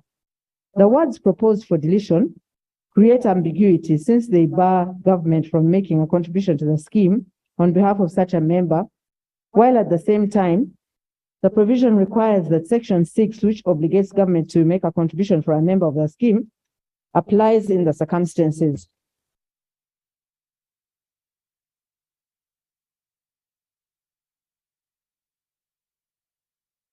Making a contribution for such a member, yet the government is obligated in section 6 to make contributions for all members of parliament, as long as that member is a member of the scheme.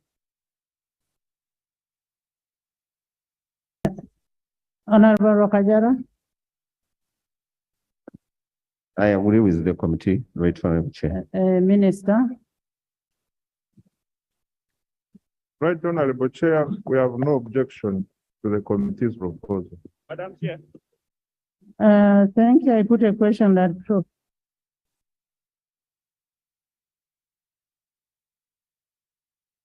Madam Chair, I want to just make a slight amendment on the amendment introduced by the chairperson as regards the time frame, the commencement of this benefit. Honorable colleagues, the record of Parliament under the discussion when the members of Parliament discussed with the President in Mbale, and was during... Honorable Kanya, that one will come in the next clause.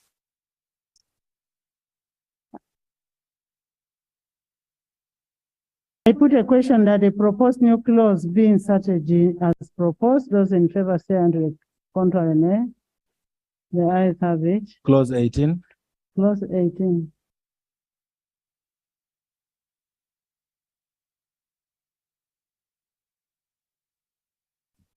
Clause 18, amendment of section 20J of the Principal Act.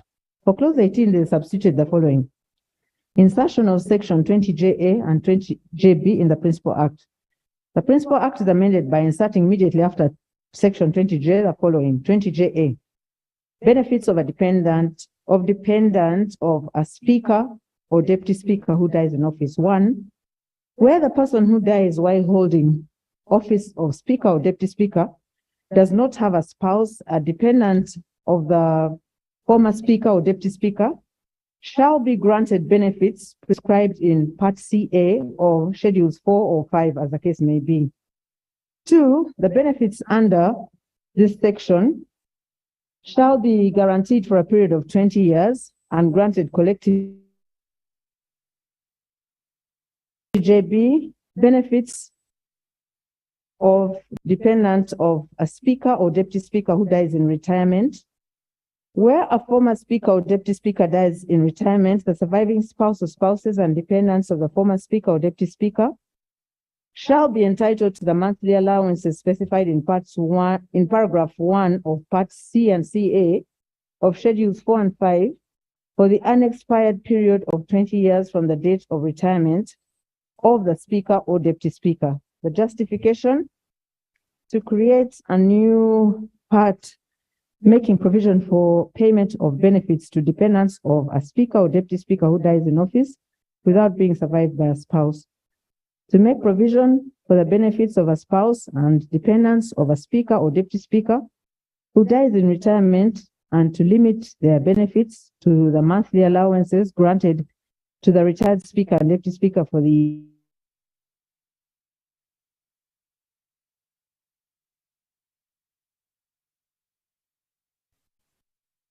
Madam Chair. He had an amendment. Madam Chair, I have a slight amendment, and I want to refresh the mind of the members.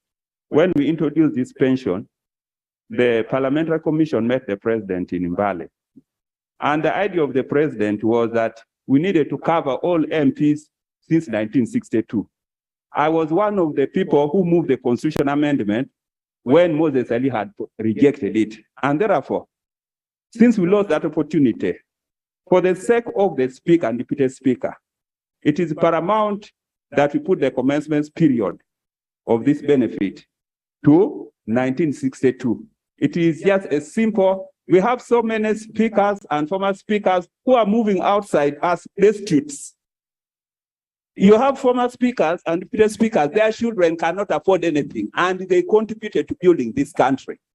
And it will not have serious financial implication because this is within, there are very few people, they have dignity, they are respected worldwide, they have made this parliament what it is, and we need to leave a legacy. Madam Speaker, I beg to move. Thank you. The amendment, Honorable Rakajara. First of all, the clause plus the amendment. Yeah, thank you so much, Chair. I agree with the amendment and the justifications as he said. First of all, I think we have like 3 or 4 retired speakers.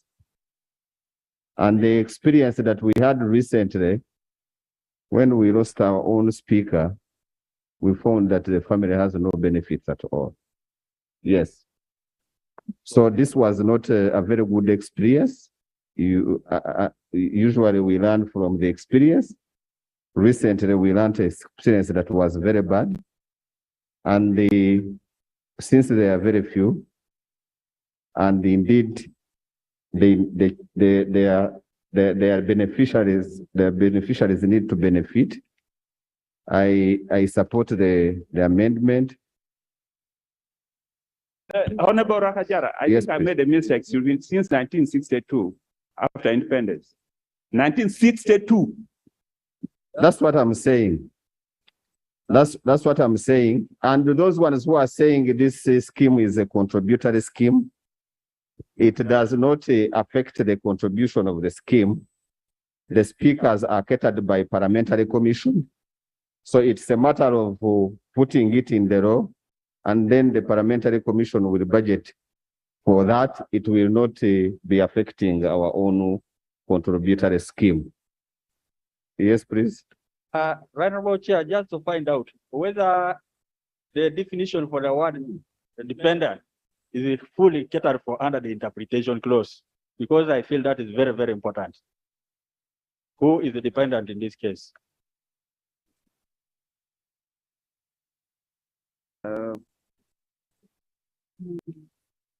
I think we need to check on that and confirm that the definition is very clear of the beneficiary. Yes, please. Chair, I would want to seek a clarification. I remember some years back, the president invited those who served in the first and second parliament after independence, and they were given special award. I remember one of the speakers, after receiving that award, passed on after 3 months.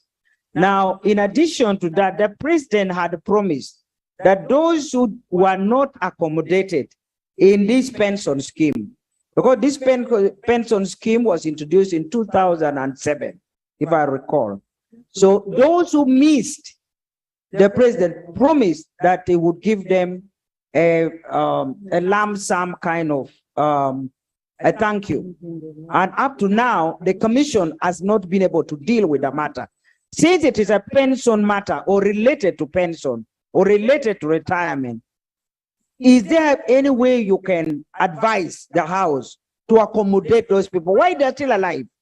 So is there any way that this can be accommodated? It is.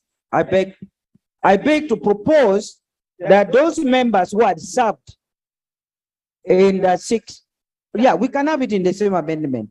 Those who served. Let's dispose of the amendment of Honorable Ekanya.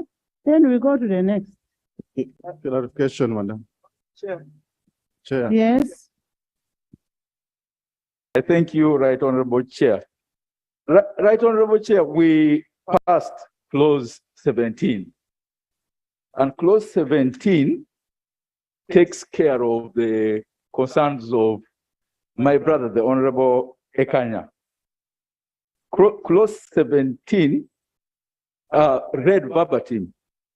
The Principal Act is amended by inserting immediately after section 20G the following: 20GA, application. The provision of this part apply to a person who ceases to hold the office of Speaker or Deputy Speaker after the commencement of this act. And the most important is B, a person who is a former Speaker or Deputy Speaker of Parliament, Deputy Speaker prior to the commencement of this act and is alive. That takes care of all the concerns of the Honorable. You're limiting to only those who are alive. But then what Honorable Kanya is saying, let's have all the speakers and deputy speakers who have been there since independence. They are less than 5. They are less than 5. One of them has even taken us to court. So, yes, Honorable. Right, Honorable, if I understand the concerns of the Honorable Kanya, is to provide for those who are still alive. Yeah. Honorable folks, through Madam Chair, is to provide for the former speaker and deputy speaker, for them to benefit, including their dependents. Simple as that. Since independent. And now when you look at 18, that's when it looks at those even who have passed on, who are the beneficiaries. Because originally the beneficiary was a spouse. So we are saying we must bring in the what? The dependents. I concede, Honorable Chair. Information, Yes. Madam Speaker. Yeah. Yes. Madam Speaker, I think the chair, Right Honorable Madam Speaker, our scheme is a DC scheme, is a defined contribution scheme. One of the characteristics of a DC scheme is the promise. The employer promises to contribute periodically to each member's individual account. You are creating an obligation since independence without submitting the financial implication. What we are legislating is not in tandem with the characteristics of a DC scheme. I don't know what we are trying to do. If we want to, if we are paying benefits, it's a different story, but under this pension scheme, we cannot violate the principles of a defined contribution scheme. Thank you, Honorable Katesh, for giving me way. As a way of information, I want to inform the House that it's equally difficult to define a dependent of a person who passed on a long time ago. Unless you want to say, including all their descendants, then there you know they are descendants. But in the definition of a dependent should have been dependent on that particular person. Now we are talking about people who could have passed on a long time ago. How are we going to define who their dependents are? It's really a difficult thing. Unless we say they are descendants. Honorable Court. Madam Speaker and honorable members, I really want to be helped by the legal persons here, because in the Constitution, we talk of retrospective application of the law. And also when you look at the retrospective application of the law, once you pass the law here, it will only be effective from the date of the past. But the law itself will not be retrospective. And therefore, to accommodate those who died a long time ago, it is going to create a legal implication in that matter.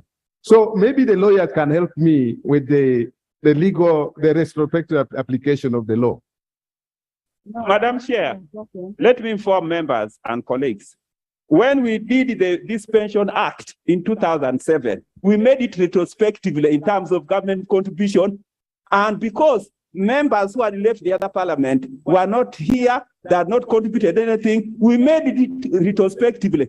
And then parliamentary commission budgeted for what we should have contributed, then government put it its percentage. So what we are doing is not the first time, it is not a miracle.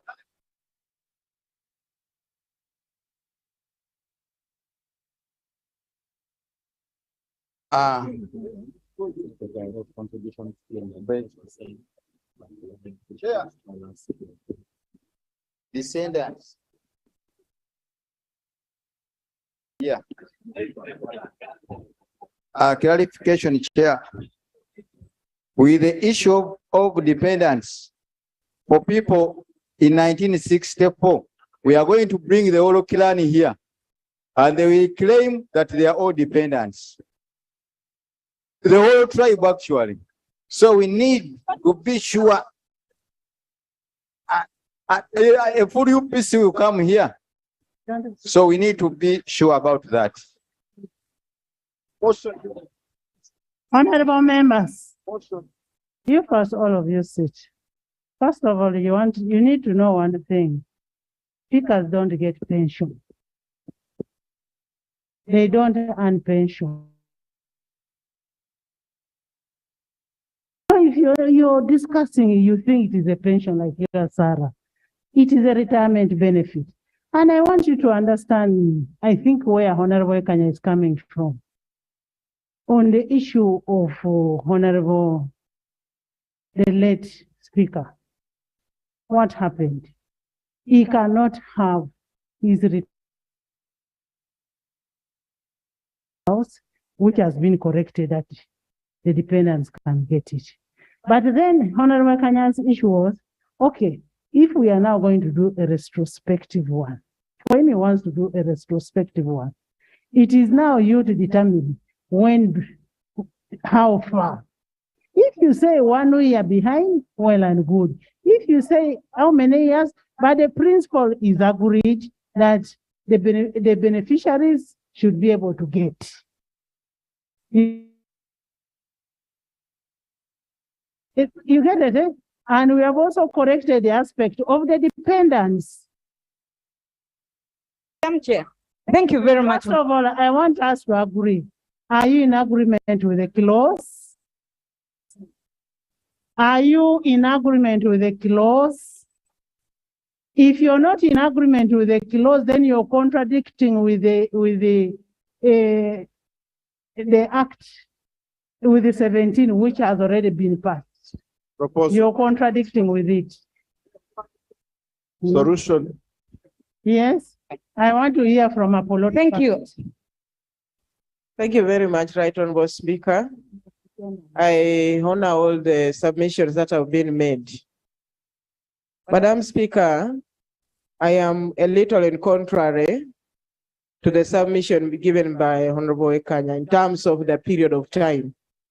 Madam Speaker. First of all, are we together with the principal? Yes. We are okay with the principal. You can't say you're not because you're contradicting with the Succession Act.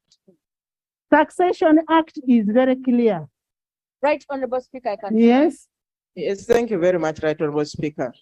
Madam Speaker, my proposal would be that we would take consideration from the period of time when the scheme was put in place. Madam Speaker, getting back to take up all the speakers from 1962. That is okay. When the scheme was put in place, that's okay. That is fine. Thank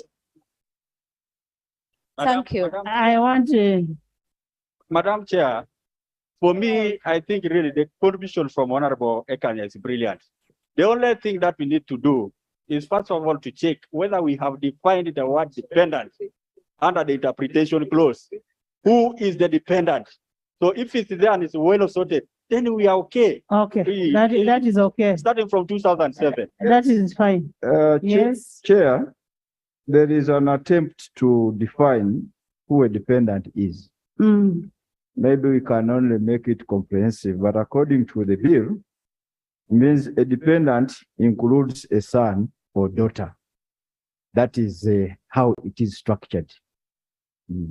What does how is the dependent defined under Succession Act? Succession Act. Obviously, in the Succession Act, it is broader.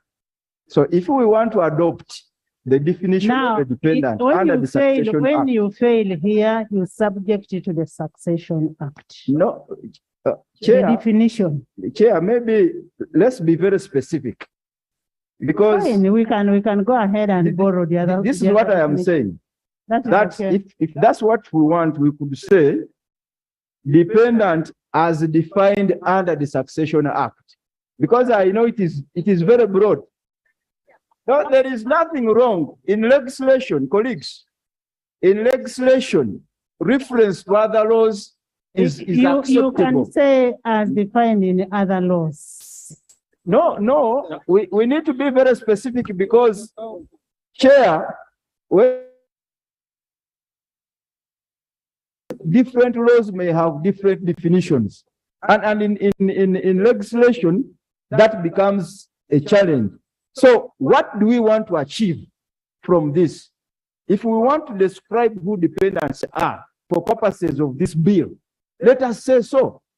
The working definition here is that a dependent is a son or daughter. That's the working definition here. So do we want to maintain that, colleagues, or we want to broaden it? Now, if we want to broaden it, then colleagues could come up and provide the definition that they are talking about. If you want to include wife, or in my case, wives, let's say so here for purposes of clarity. Yes, information. Thank you so much. Thank you, Honorable Asman. Before my sister comes from the back. Now, my thinking is that, one, it is only very important that any definition pertaining to a particular bill or law is derived and inserted in that particular what? No. So if we want to alter what we have so far, let us alter it, but it should be in this very what? Bill. But it's not proper for us to even to refer to another law. We give the judges, the presiding officer, headache looking for what they're supposed to put here. Number two, the people here, the members of parliament, need to understand. Honorable members. What the succession. Honorable members. You know, a daughter is defined under clause 16. It includes a daughter adopted in a manner recognized under the law. A dependent includes a son or daughter.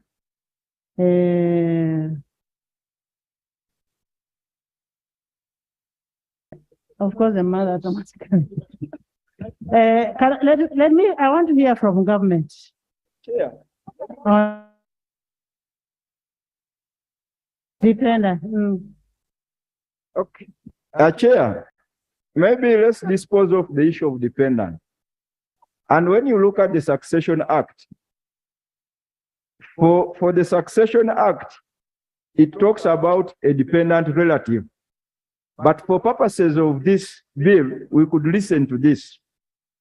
It includes a wife, a husband, a son or daughter under the age of 18 years, a son or daughter of or above the age of 18 years who is wholly or substantially dependent on the deceased.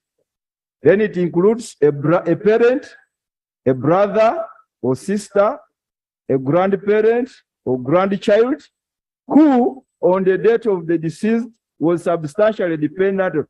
So that's the point I was making, that when it comes to the Succession Act, it broadens who a dependent is. So for purposes of this bill, the pension bill, do we want to adopt that wholly, or we adopt it mutatis mutandis? That is something we should discuss here. I think we need to restrict in terms of this pension. Where you're talking about a husband, a wife, a son, a daughter. I mean, yes, Jessica. Thank you so much, Madam Chair. Madam Chair, my opinion is that the proposal made by Honorable Ekanya can still be managed so long as the issue of the source of the fund is defined. Because, Right Honorable Chair and colleagues, we know how members go through after leaving these positions. So if there are few, as you have stated, so long as government can commit itself, I second. Thank you. Thank you. Jessica, now I want a commitment from government. I want a commitment from government in terms of the funding and the timing. Which are you comfortable with as government? Sarah, government.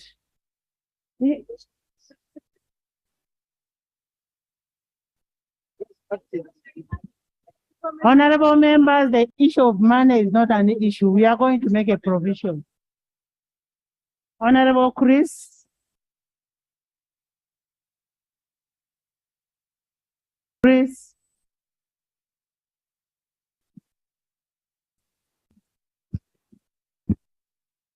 Thank you very much, Right Honorable Chair. First, like the Honorable Member for municipality said, we need to define the dependent so that we don't leave it vague. In my view, I would say maybe we limit it to a parent, a spouse, and a biological child. Yes. A parent, spouse, already with S in the bracket, spouses, and a biological child, who is either a daughter or a son. Then secondly, I think the amendment brought by the Honorable Ekanya, I think it's good. Honorable members, listen to the minister. The amendment brought by Honorable Ekanya to accommodate previous speakers, I think it's good. We only need to agree on how far we can stretch the time. There is a proposal of 19 when this scheme started. We also have a proposal which we wanted to bring of 1980. So we want to propose that we stretch it to 1980. Let's start from the for the speaker. 1980. Madam Chair, I concede 1980. Thank you so much, Honorable Minister. And thank you for, yes. Thank you very much, Chair. How long are we going to take in this bill? Just this one, and we move. Madam Chair, thank you very much.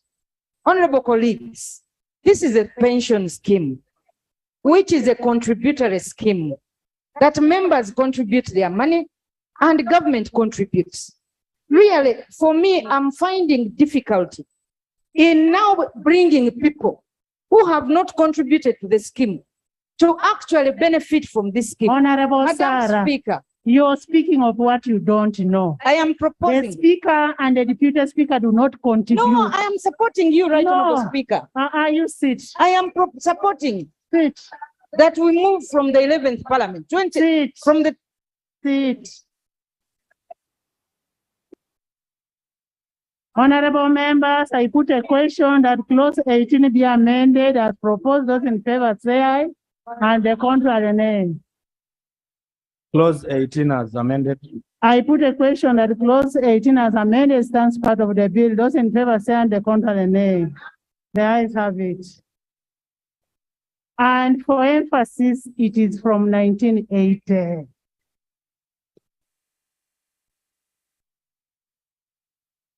New clause.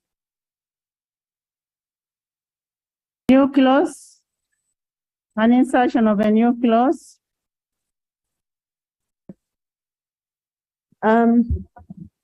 Insertion of new clause immediately after clause 18. The bill is amended by inserting immediately after clause 18 the following. Repeal of section 27 of the Principal Act. Section 27 of the Principal Act is repealed. Amendment of fourth schedule to Principal Act. The fourth schedule to the Principal Act is amended by inserting immediately after Part C the following. Part CA, benefits of a dependent of a speaker who dies in office. 1, a monthly allowance equivalent to 60% of the monthly salary of the sitting speaker. And 2, other allowances to cater for the transport, health, and security of the dependent as may be determined by the Parliamentary Commission. Amendments of to the Principal Act is amended by inserting immediately after Part C the following. Part CA, benefits of a dependent of a deputy speaker who dies in office. 1, a monthly allowance equivalent to 60% of the monthly salary of the sitting deputy speaker. And 2, other allowances to cater for the transport, health, and security of the dependent as may be determined by the Parliamentary Commission.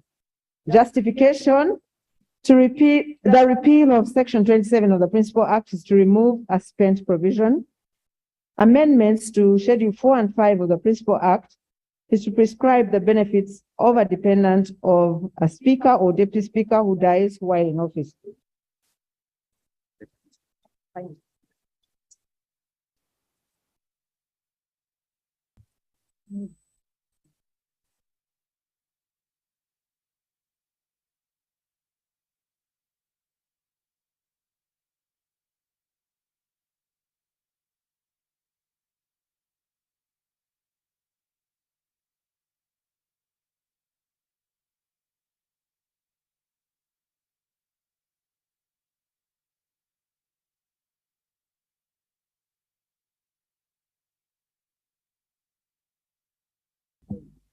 Members, I put a question that a new clause as proposed be inserted. Those in favor say on the contrary, nay. The ayes have it. Schedule 4. Schedule 4. The fourth schedule.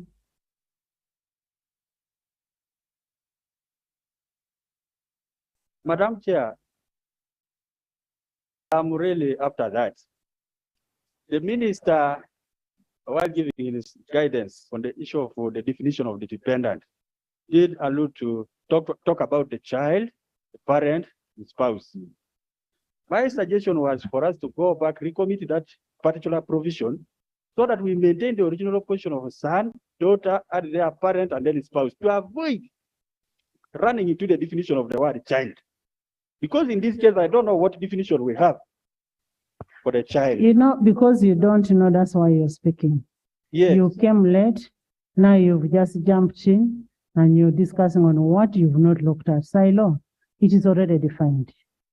Thank you. And the people who handle this are very professional lawyers. Thank you, but I know for you, you are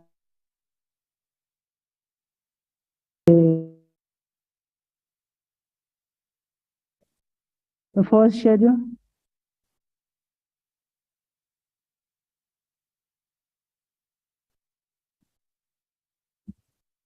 Amendments of fourth schedule to Principal Act. The fourth schedule to the Principal Act is amended by inserting immediately after Part C the following. Part CA, benefits of a dependent of a speaker who dies in office. A monthly allowance equivalent to 60% of the monthly salary of the sitting speaker. And 2, other allowances to cater for the transport, health, and security of the dependent as may be determined by the Parliamentary Commission. I put a question on Schedule 4 as amended. Be amended as proposed. Those in favor say on the contrary, nay.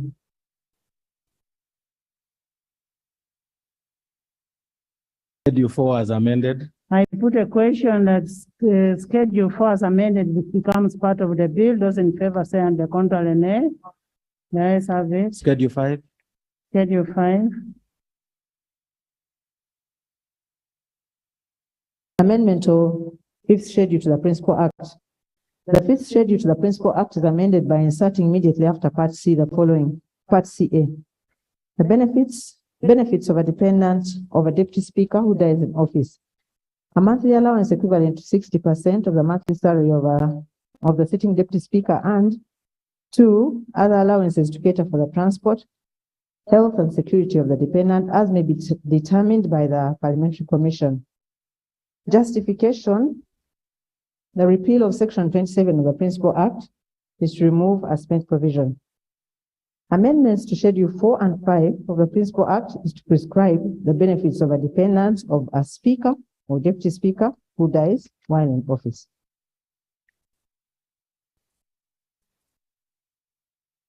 I put a question that the fifth schedule be amended as proposed. Those in favor say on the contrary, nay. The ayes have it. The fifth schedule as amended. I put a question that the fifth schedule as amended stands part of the bill. Those in favor say on the contrary, nay. The ayes have it. Title. I put a question that the title stands part of the bill. Those in favor say on the contrary, nay. The ayes have it. Motion for resumption of the House.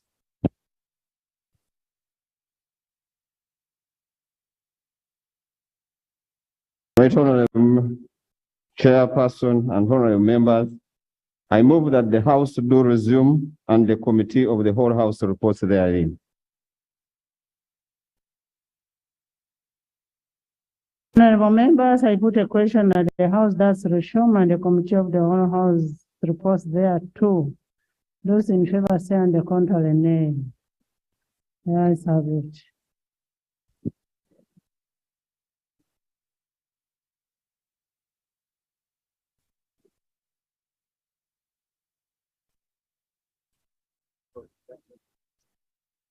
Report of the Committee of the whole House. Honorable Rakajara.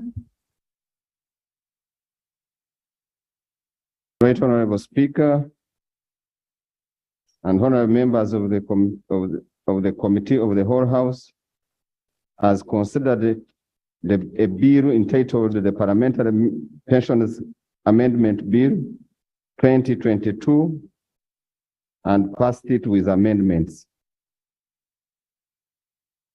Motion for adoption of the report of the Committee of the Whole House. Honorable Okajara. Right Honorable Speaker and honorable members of Parliament, I move that the report of the Committee of the Whole House be adopted. Honorable members, I put a question that the House adopts the report of the Committee of the Whole House. Those in favor say on the contrary, nay. The ayes have it.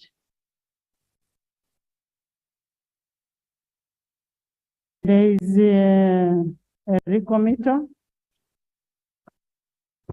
Thank you very much, Madam Chair.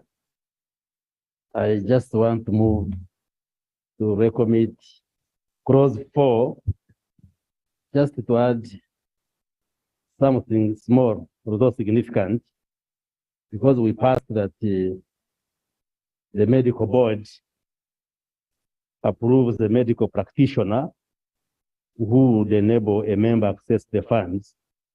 So I just want to add a specialist medical practitioner so that it reads Section 7B of the Principal Act is amended A in subsection 2B by substituting the words the Uganda Medical Board with the words specialist medical practitioner approved by the board. Because the medical practitioner can be a general practitioner, but in this case, somebody who makes a referral should be a specialized medical practitioner. So I'm just adding the word specialist. Yes? Yes, Procedure. Madam Chair, our rules are very clear. Yeah, if you want to recommit, you move a motion first.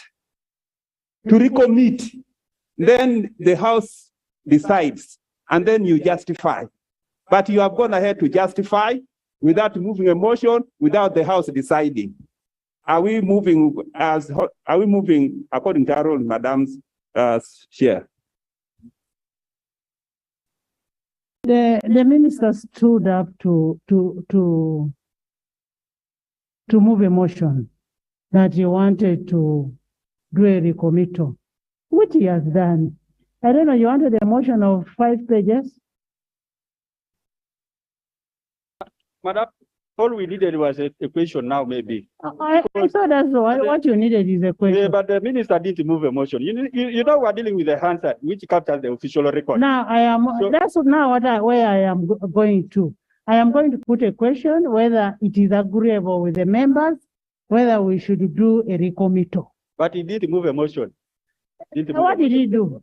Okay, he you move a talked motion. Okay. Thank you very much, Madam Chair and honorable members. Okay, if you want me to be very procedural, I now rise to move a motion that I recommit clause 4.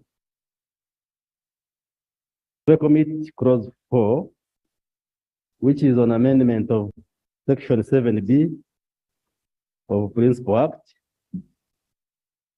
Section 7B of the Principal Act to be amended. It reads in subsection 2B by substituting for the words the Uganda Medical Board, the words medical practitioner approved by the board. I want to insert the word specialist. So it reads Uganda Medical Board be replaced with the words specialist medical practitioner approved by the board.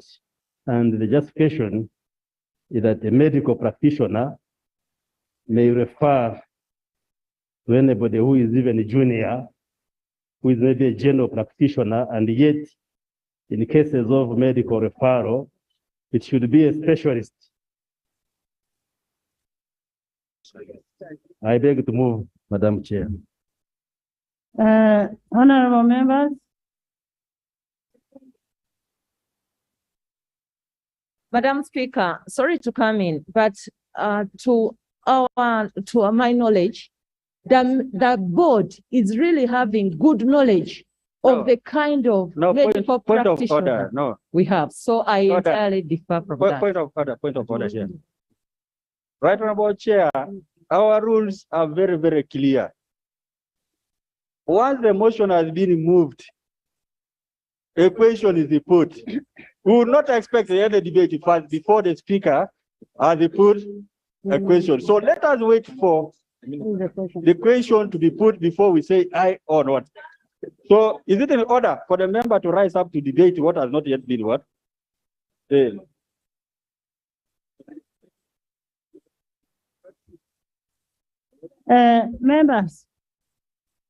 Members. Thank yes, Council. Thank you, Madam Chair. But Madam Chair, the phrase medical practitioner, which is the question in issue, is used in clause 4 and clause 7. So if the Honorable Minister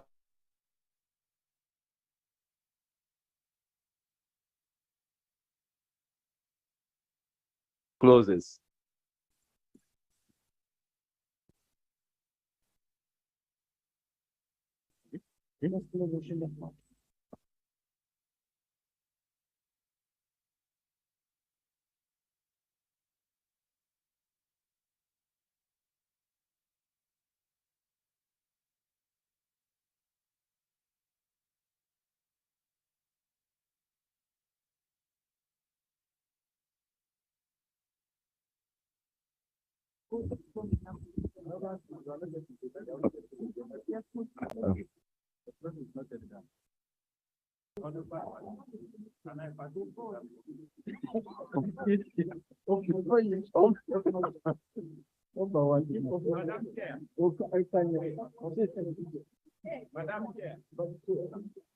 Yes. Madam Chair. Asuman. Yes. Honorable Speaker, when you look at the bill, it defines who a medical practitioner is. And it says a person registered and licensed to practice as a medical practitioner under the Medical and Dental Practitioners Act. And when you look at the wording of the clause you want to recommit, it is talking about approval by the board. I want to imagine, Right Honorable Speaker and the Minister for ICT, that the board cannot approve somebody who is not up to the task. And I also want to imagine that these approvals will be on the basis, the approvals will be on the basis of circumstances and situations. Point of procedure, Madam. So I find no lacuna in your intended amendment because the board is involved along the way. Unless we don't trust the we don't trust the ability of the board to approve a competent person. Honorable Minister, is there a problem with the having procedures in the system that will define who is supposed to approve? Administratively. You have the standards, set standards that should be followed? Yeah, well, Right Honorable. No, I am asking you. The Speaker has asked me to. First of all, I don't appreciate the fears that the honorable members have. Because, yes, the board will be there, but we just want to be specific. Because from the definition which you are giving, it means if we leave it the way it is, the board can even recommend somebody who is 1 year in practice as a medical officer. Yes, it can legally. We are talking about approval. Yes.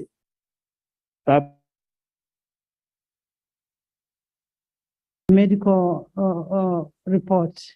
It's not a one-day thing. To go through a process. What I'm saying, Madam Chair, that when we leave it as medical practitioner, from the definition which the Honorable Sarigwa is giving, it means legally the board can actually recommend somebody who qualified last year with a medical degree. And we are saying an action like this requires a specialist medical practitioner to make a referral. And there is no harm with this. So I don't know what the fears of the honorable members are. And I'm saying this as a medical professional myself. So I fairly know why I'm saying this. No. Honorable members. Yes. Right, Honorable Speaker, thank you so much. Can you sit silence? Madam Chair, our rules allow a point of procedure. Right, can I be defended? Silence, you can sit. You will talk. You will talk. Thank you for the protection, Right Honorable Speaker. Right Honorable Speaker, apart from the challenges they were challenging Honorable Minister on the procedures of motion and all that, for me, I don't see his proposal with any problem. Really, to define that it should be a specialist is very important, because today I'm a chair of the board, I may choose that one, but the other day I may choose my brother. Really are up to the task. So I want to concede, since I'm the move of the bill, that a specialist be included. Thank you. Honorable members, I put a question that clause 4 be recommitted. Those in favor say on the contrary, nay. The ayes have it. Bills Committee stage.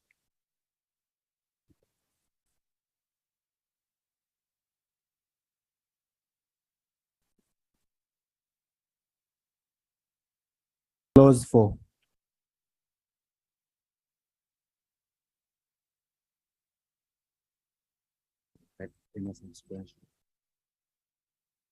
Thank you very much, Right Honorable Chair and Honorable members. I rise to move a motion. Amendment. Oh. You're making amendment to clause 4 by inserting the word specialist. You know, the honorable members talk too much about an innocent amendment. So I now move that we amend clause 4 to insert the word specialist before medical practitioner. To read specialist medical practitioner. Wherever it applies. Wherever it applies, Consequential. we consequentially amend that provision. And justification. Justification is that we have ladders within the medical profession in terms of how patients are treated. And for purposes of clarity, much as yes, the board may in its wisdom recommend a specialist, but I think it is important for Parliament to be very clear that the ladder. You know, a specialist is somebody who has attained. Can you speak to the justification? Leave this.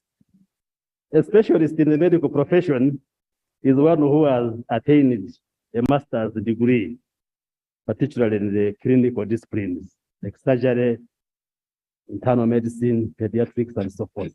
I hold a PhD, so I am a senior consultant.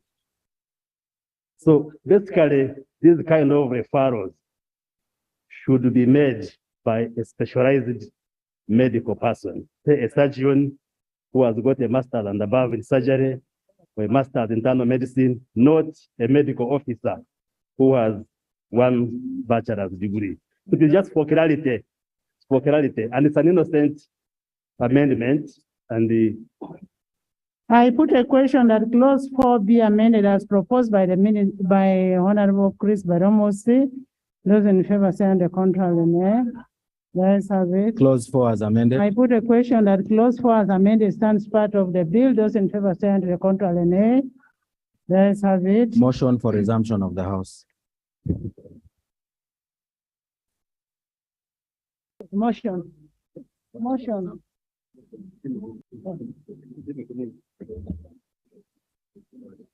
Right, Honorable Speaker, Honorable Chair, and Honorable Members, I move that the House do resume and the Committee of the whole House report thereto.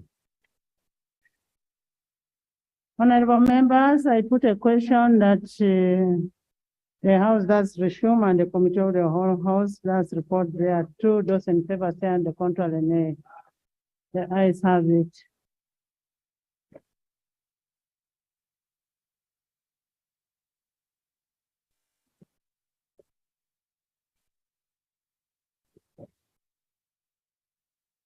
Report of the Committee of the Whole House.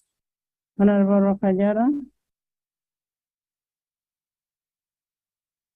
Right, Honorable Speaker and Honorable Members, the Committee of the whole House has considered the bill entitled Parliamentary Pensions Scheme, Pensions Amendment Bill. Has reconsidered clause 4 as recommitted. Right, Honorable Speaker and Honorable Members, the Committee of the whole House has considered the recommittal of clause 4 and passed it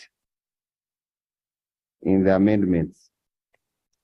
Motion for adoption of the report of the Committee of the Whole House. Honorable. Right, Honorable Speaker and Honorable Members, I move that the report from the Committee of the whole House be adopted. Honorable members, I put a question that the House adopts the report of the Committee of the whole House. Those in favor say and the contrary nay. The ayes have it. Bill's third reading, the Parliamentary Pensions Amendment Bill 2022. Honorable Raka.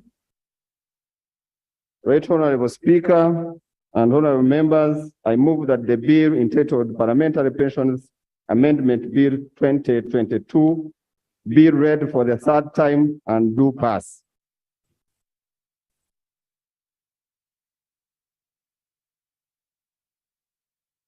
Honorable members, I put a question that the Parliamentary Pension Amendment Bill 2022 be read a third time and do pass. Those in favor say aye, to the contrary nay. The ayes have it. A bill for an act titled the Parliamentary Pensions Amendment Act 2022. Bill settled and passed.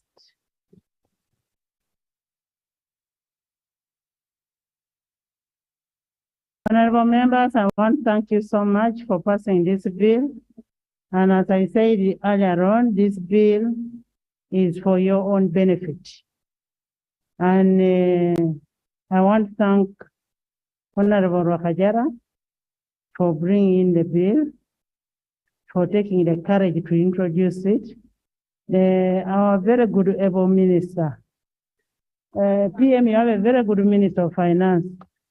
The chairperson and the committee members of legal, the shadow, the other side of legal, shadow finance, including my independence. The whole house, Prime Minister, thank you for being here up to this time, and thank you for joining us in the Honorable members. Honorable members, the Prime Minister has a statement, a short statement to make. Right, Honorable Speaker, I just want to appreciate this bill, which we have just passed. Really, it would be unfair just to take the Speaker's appreciation. Right, Honorable Speaker, one of the things which I appreciate of this bill is to provide for exited members opportunity to access medical facilities. This is extremely good because most of the members that we have met on the street, particularly during this COVID, most of them are of advanced age and they have no way of accessing medical facilities. Right, Honorable Speaker, I'm so grateful to you, the Commission, and to Honorable Wakajara for having brought this amendment on the floor of Parliament. I really want to appreciate that.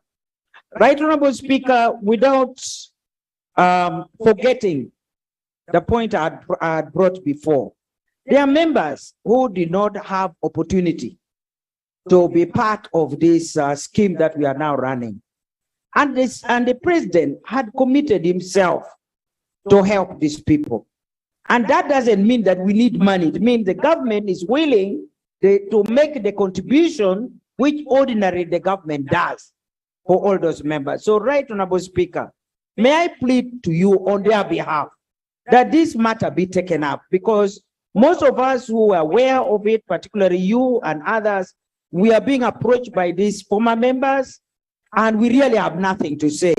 Now that we have policed up our own scheme, can we now also settle this matter so that we can at least have some comfort to give the former members who have served our community? They are not with us, not because of their own intention. You know, these voters, they retire you prematurely, and we have no way of appealing. So, Right Honorable Speaker, please, I pray that you look at their case with a lot of sympathy so that we can retire this case once and for all. But I'm extremely happy that Haji Kigongo, Joseph Ekemu, and Francis Mutagira, the former speakers, are now going to be accommodated. Really, I think some of you know these people. We should clap for them.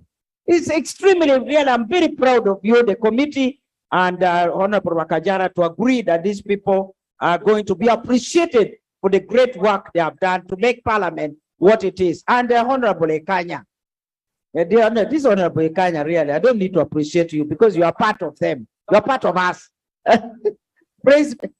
I want to praise God for what has happened. May God bless all of you. Thank you. Thank you so much, Matt. You know, we wouldn't have a good evening if Matt had not spoken. Prime Minister, one of the beneficiaries is the Speaker, Yoweri.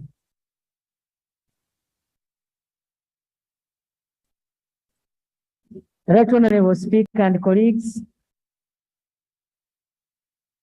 I want to commit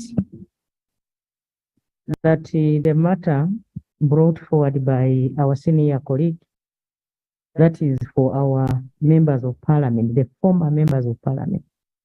They are not only disturbing you, they are also coming to my office. I commit that I will inform the head of state who promised us so that this matter is put to rest. Speaker and colleagues, allow me to inform fellow Ugandans that we woke up once again about the landslides in Kakika village, Kagoro Parish, Rukochi Sub-County, Kasese district, where it is reported that so far over 16 people have been confirmed dead. 7 people are injured seriously and are in hospital, while 3 are reported still missing. Initial reports indicate that over 30 households consisting of about 150 people have been displaced. This is a tragedy, tragic. Right Honorable Speaker and colleagues, I bring condolences from the President of the Republic of Uganda to the families that have lost their dear ones. On learning about this sad occurrence, the President has directed government provide Uganda shillings 5 million to each family that has lost a loved one.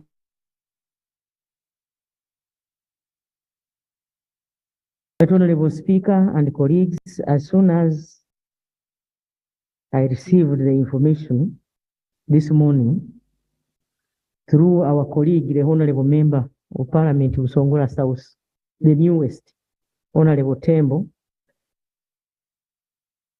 the Office of the Prime Minister activated our emergency response unit headed by Brigadier General Chinarwa, who is already on ground. District Disaster Management Committee in Kasese is carrying out search and rescue operations together with other partners and the agencies, other security agencies. Affected households have been advised to move to Kagere Church of Uganda in Kasese municipality. My office has this afternoon dispatched food and non-food relief items to the affected families.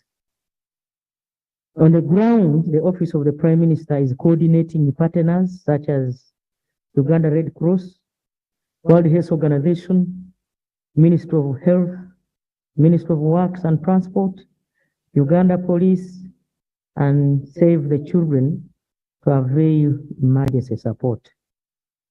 Right Honorable Speaker and colleagues, in view of all this, HE, the President of the Republic of Uganda, has called on the nation to protect the environment so that nature can also protect us. What we are witnessing across the country, that is Kasese, Mbale, and elsewhere, is a result of destruction of the environment. We appeal to the general public to heed the information that is provided about weather forecast by government agencies, and also to move to safer places when told to do so.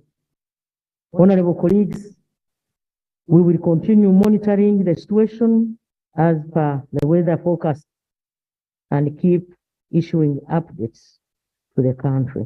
But Honorable Speaker and members, I thank you. Thank you so much, Prime Minister, for the information and for the support that is being given to the people of Kasese. Our condolence as Parliament to the Kasese people, and we will promise always to be with them at all times, time of happiness and time of sorrow like this. And I want to thank government for the contribution and for the message.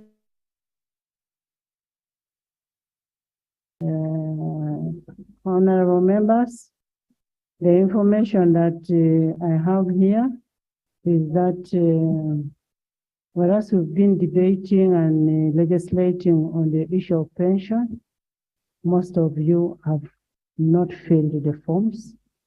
We don't even know who your beneficiaries are. So you should go to the pension office and giving your information, who your beneficiaries are, the number of your children, number of your women, your men, and we have it sorted. And honorable members, I sincerely want to thank you before. Proceed on what? Thank you, Madam Speaker. Madam Speaker, following the statement from the Right Honorable Prime Minister regarding the tragedy that has happened in Kasese, I think it has been it's a tradition that we observe a moment of silence for those who are passed on. I think the Prime Minister forgot to lead into that. So I would appeal to you, Madam Speaker, that's the procedure. We'll do that. We are still communicating. So, Sarah, I am not going to allow. I know you come from Kasese, but we are not going to allow that. Honorable members, honorable members, honorable members.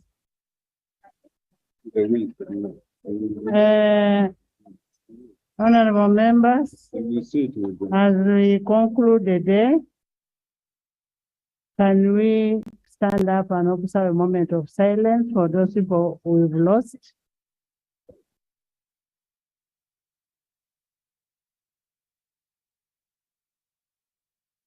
May their souls rest in eternal peace. We adjourn the House to 2 tomorrow.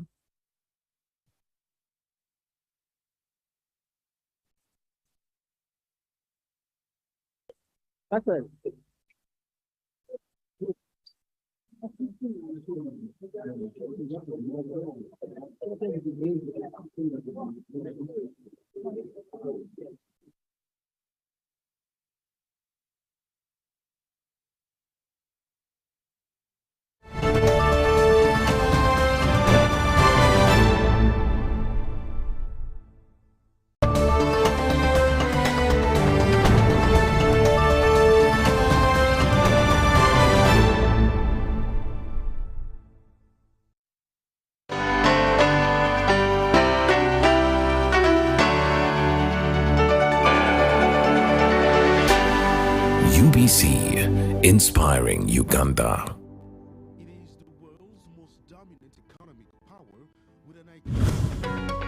On UBC, the program that helps you identify opportunities for investment, job creation, growing your entrepreneurial skills, wealth creation, and social transformation.